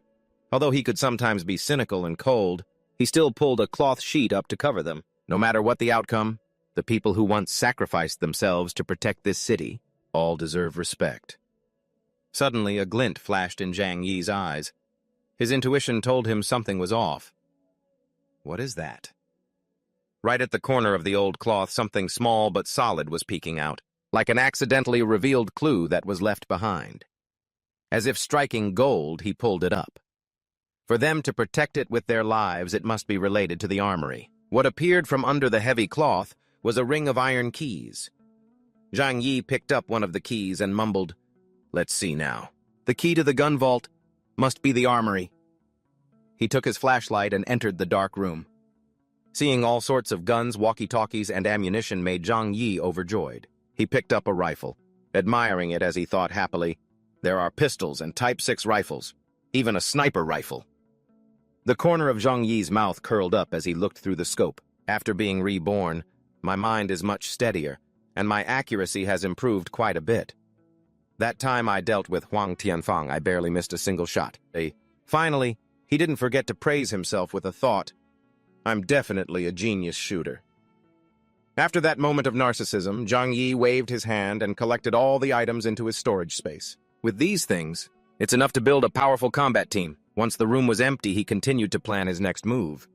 Next, I should find some food for those cannon fodders. The snowmobile zipped through the relentless blizzard along with his train of thought. The supermarket near the apartment complex must have been cleaned out already. The chances of finding supplies are higher at the shopping mall farther from the city center. Arriving at a certain spot, Zhang Yi suddenly stopped and got off the vehicle. His arm quickly brushed away the thick layer of snow, and right under the snow was the glass door of the shopping mall, which made him cheer internally. Found it! After smashing the glass, Zhang Yi quickly dropped a rope and rappelled down. He walked past the glamorous displays and sighed. These were luxury brands he couldn't have afforded before, even after saving for half a year. Now they've all become worthless junk. As he walked, Zhang Yi's hands didn't forget to collect everything. The food should be on the first floor. I'll take anything useful I see on the way down. Right at the supermarket entrance, the apocalyptic blizzard had frozen all the food solid. He casually picked up an item, but his brows furrowed as he examined it. After the blizzard, almost all the food is spoiled. Zhang Yi rummaged through everything, then dropped his backpack, muttering, "I wouldn't eat this stuff even if you gave it to me for free." However, he still gave a wicked smile as he zipped up the bag. But for those people, this is more than good enough. After finishing his business, he drove back to the apartment building. Seeing that magnificent thing in the courtyard stirred greed in Tianfang's heart. "He has something like that too? And it can actually run on the snow. If we could get our hands on it, we could go out and find food later. Why should we keep suffering like this?" Yanzu, who was beside him, immediately explained, "Second uncle, I know what that is. Where I'm from, we call this a snowmobile. This is an electric snowmobile." Hearing this, the man made up his mind. Whatever it is, and we have to find a way to take it from him. Of course, Zhang Yi knew how many eyes were on him. A vehicle that could travel through snow was the only hope right now. After the blizzard, everyone will be targeting me. Good thing I got some firepower and new equipment this time. Inside the apartment, Ji Guang was already waiting. "Zhang Yi, my boy, I'm surprised I managed to find so much. Those 2 bags of stuff you tossed when you climbed in the supply window were really hard to find. I searched every supermarket and market nearby. This is all I could get." Zhang Yi raised his gun and spoke to the crowd crammed into the hallway. "To help everyone get these things, I went through a great deal of trouble." As he finished speaking, Kair emptied the contents of the bags. Seeing the supplies tumble out, the crowd cheered wildly. "It's real food! There's even meat and vegetables! Long live Zhang Yi! Long live Zhang Yi! Long live Zhang Yi! Zhang Yi, you are our great hero! Big bro, from this day on, you are my real brother. Please accept a bow from your little brother." Seeing everyone's reaction, a satisfied smirk crossed his lips. Striking while the iron was hot, he continued to shout, "This food will of course be shared with everyone. But I, Zhang Yi, will absolutely not feed freeloaders. To get this food, you must take up arms and fight the enemy." Just as he finished speaking, a perfect example swaggered forward. "Hand over the food now." Seizing the opportunity, Zhang Yi pointed to the robbers outside the window. "Anyone who takes down one of them will be rewarded with 5 people's share of food." The residents of the apartment building were starving. Their cheeks were hollowed. Hearing his enchanting words, they began to mutter, "1 person, 5 people's food." Their eyes turned bloodshot, and they charged forward like madmen. "Charge! We'll get food if we kill them!" The robbers, who had been so aggressive just a moment ago, suddenly turned pale.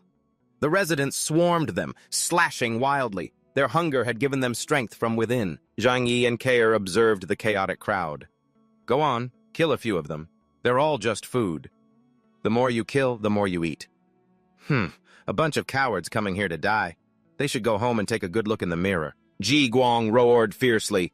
"Charge together! There are only a few of them. We have the advantage!" One of them fell quickly. The others witnessed their comrade go down. They instinctively stopped. Realizing the situation was not in their favor, they quickly fled, leaving the dying man on the snowy ground. Seeing that they had defeated the robbers, everyone cheered with joy. "We won! We drove those robbers away! We're getting food!" Looking at the young men from the fight who were bleeding, staining the snow red, Kair's eyes widened. If they're treated in time, they can probably be saved. But she felt helpless and gently shook her head. Saving a life requires a large amount of specialized equipment and medicine. Zhang Yi wouldn't waste his precious supplies on them.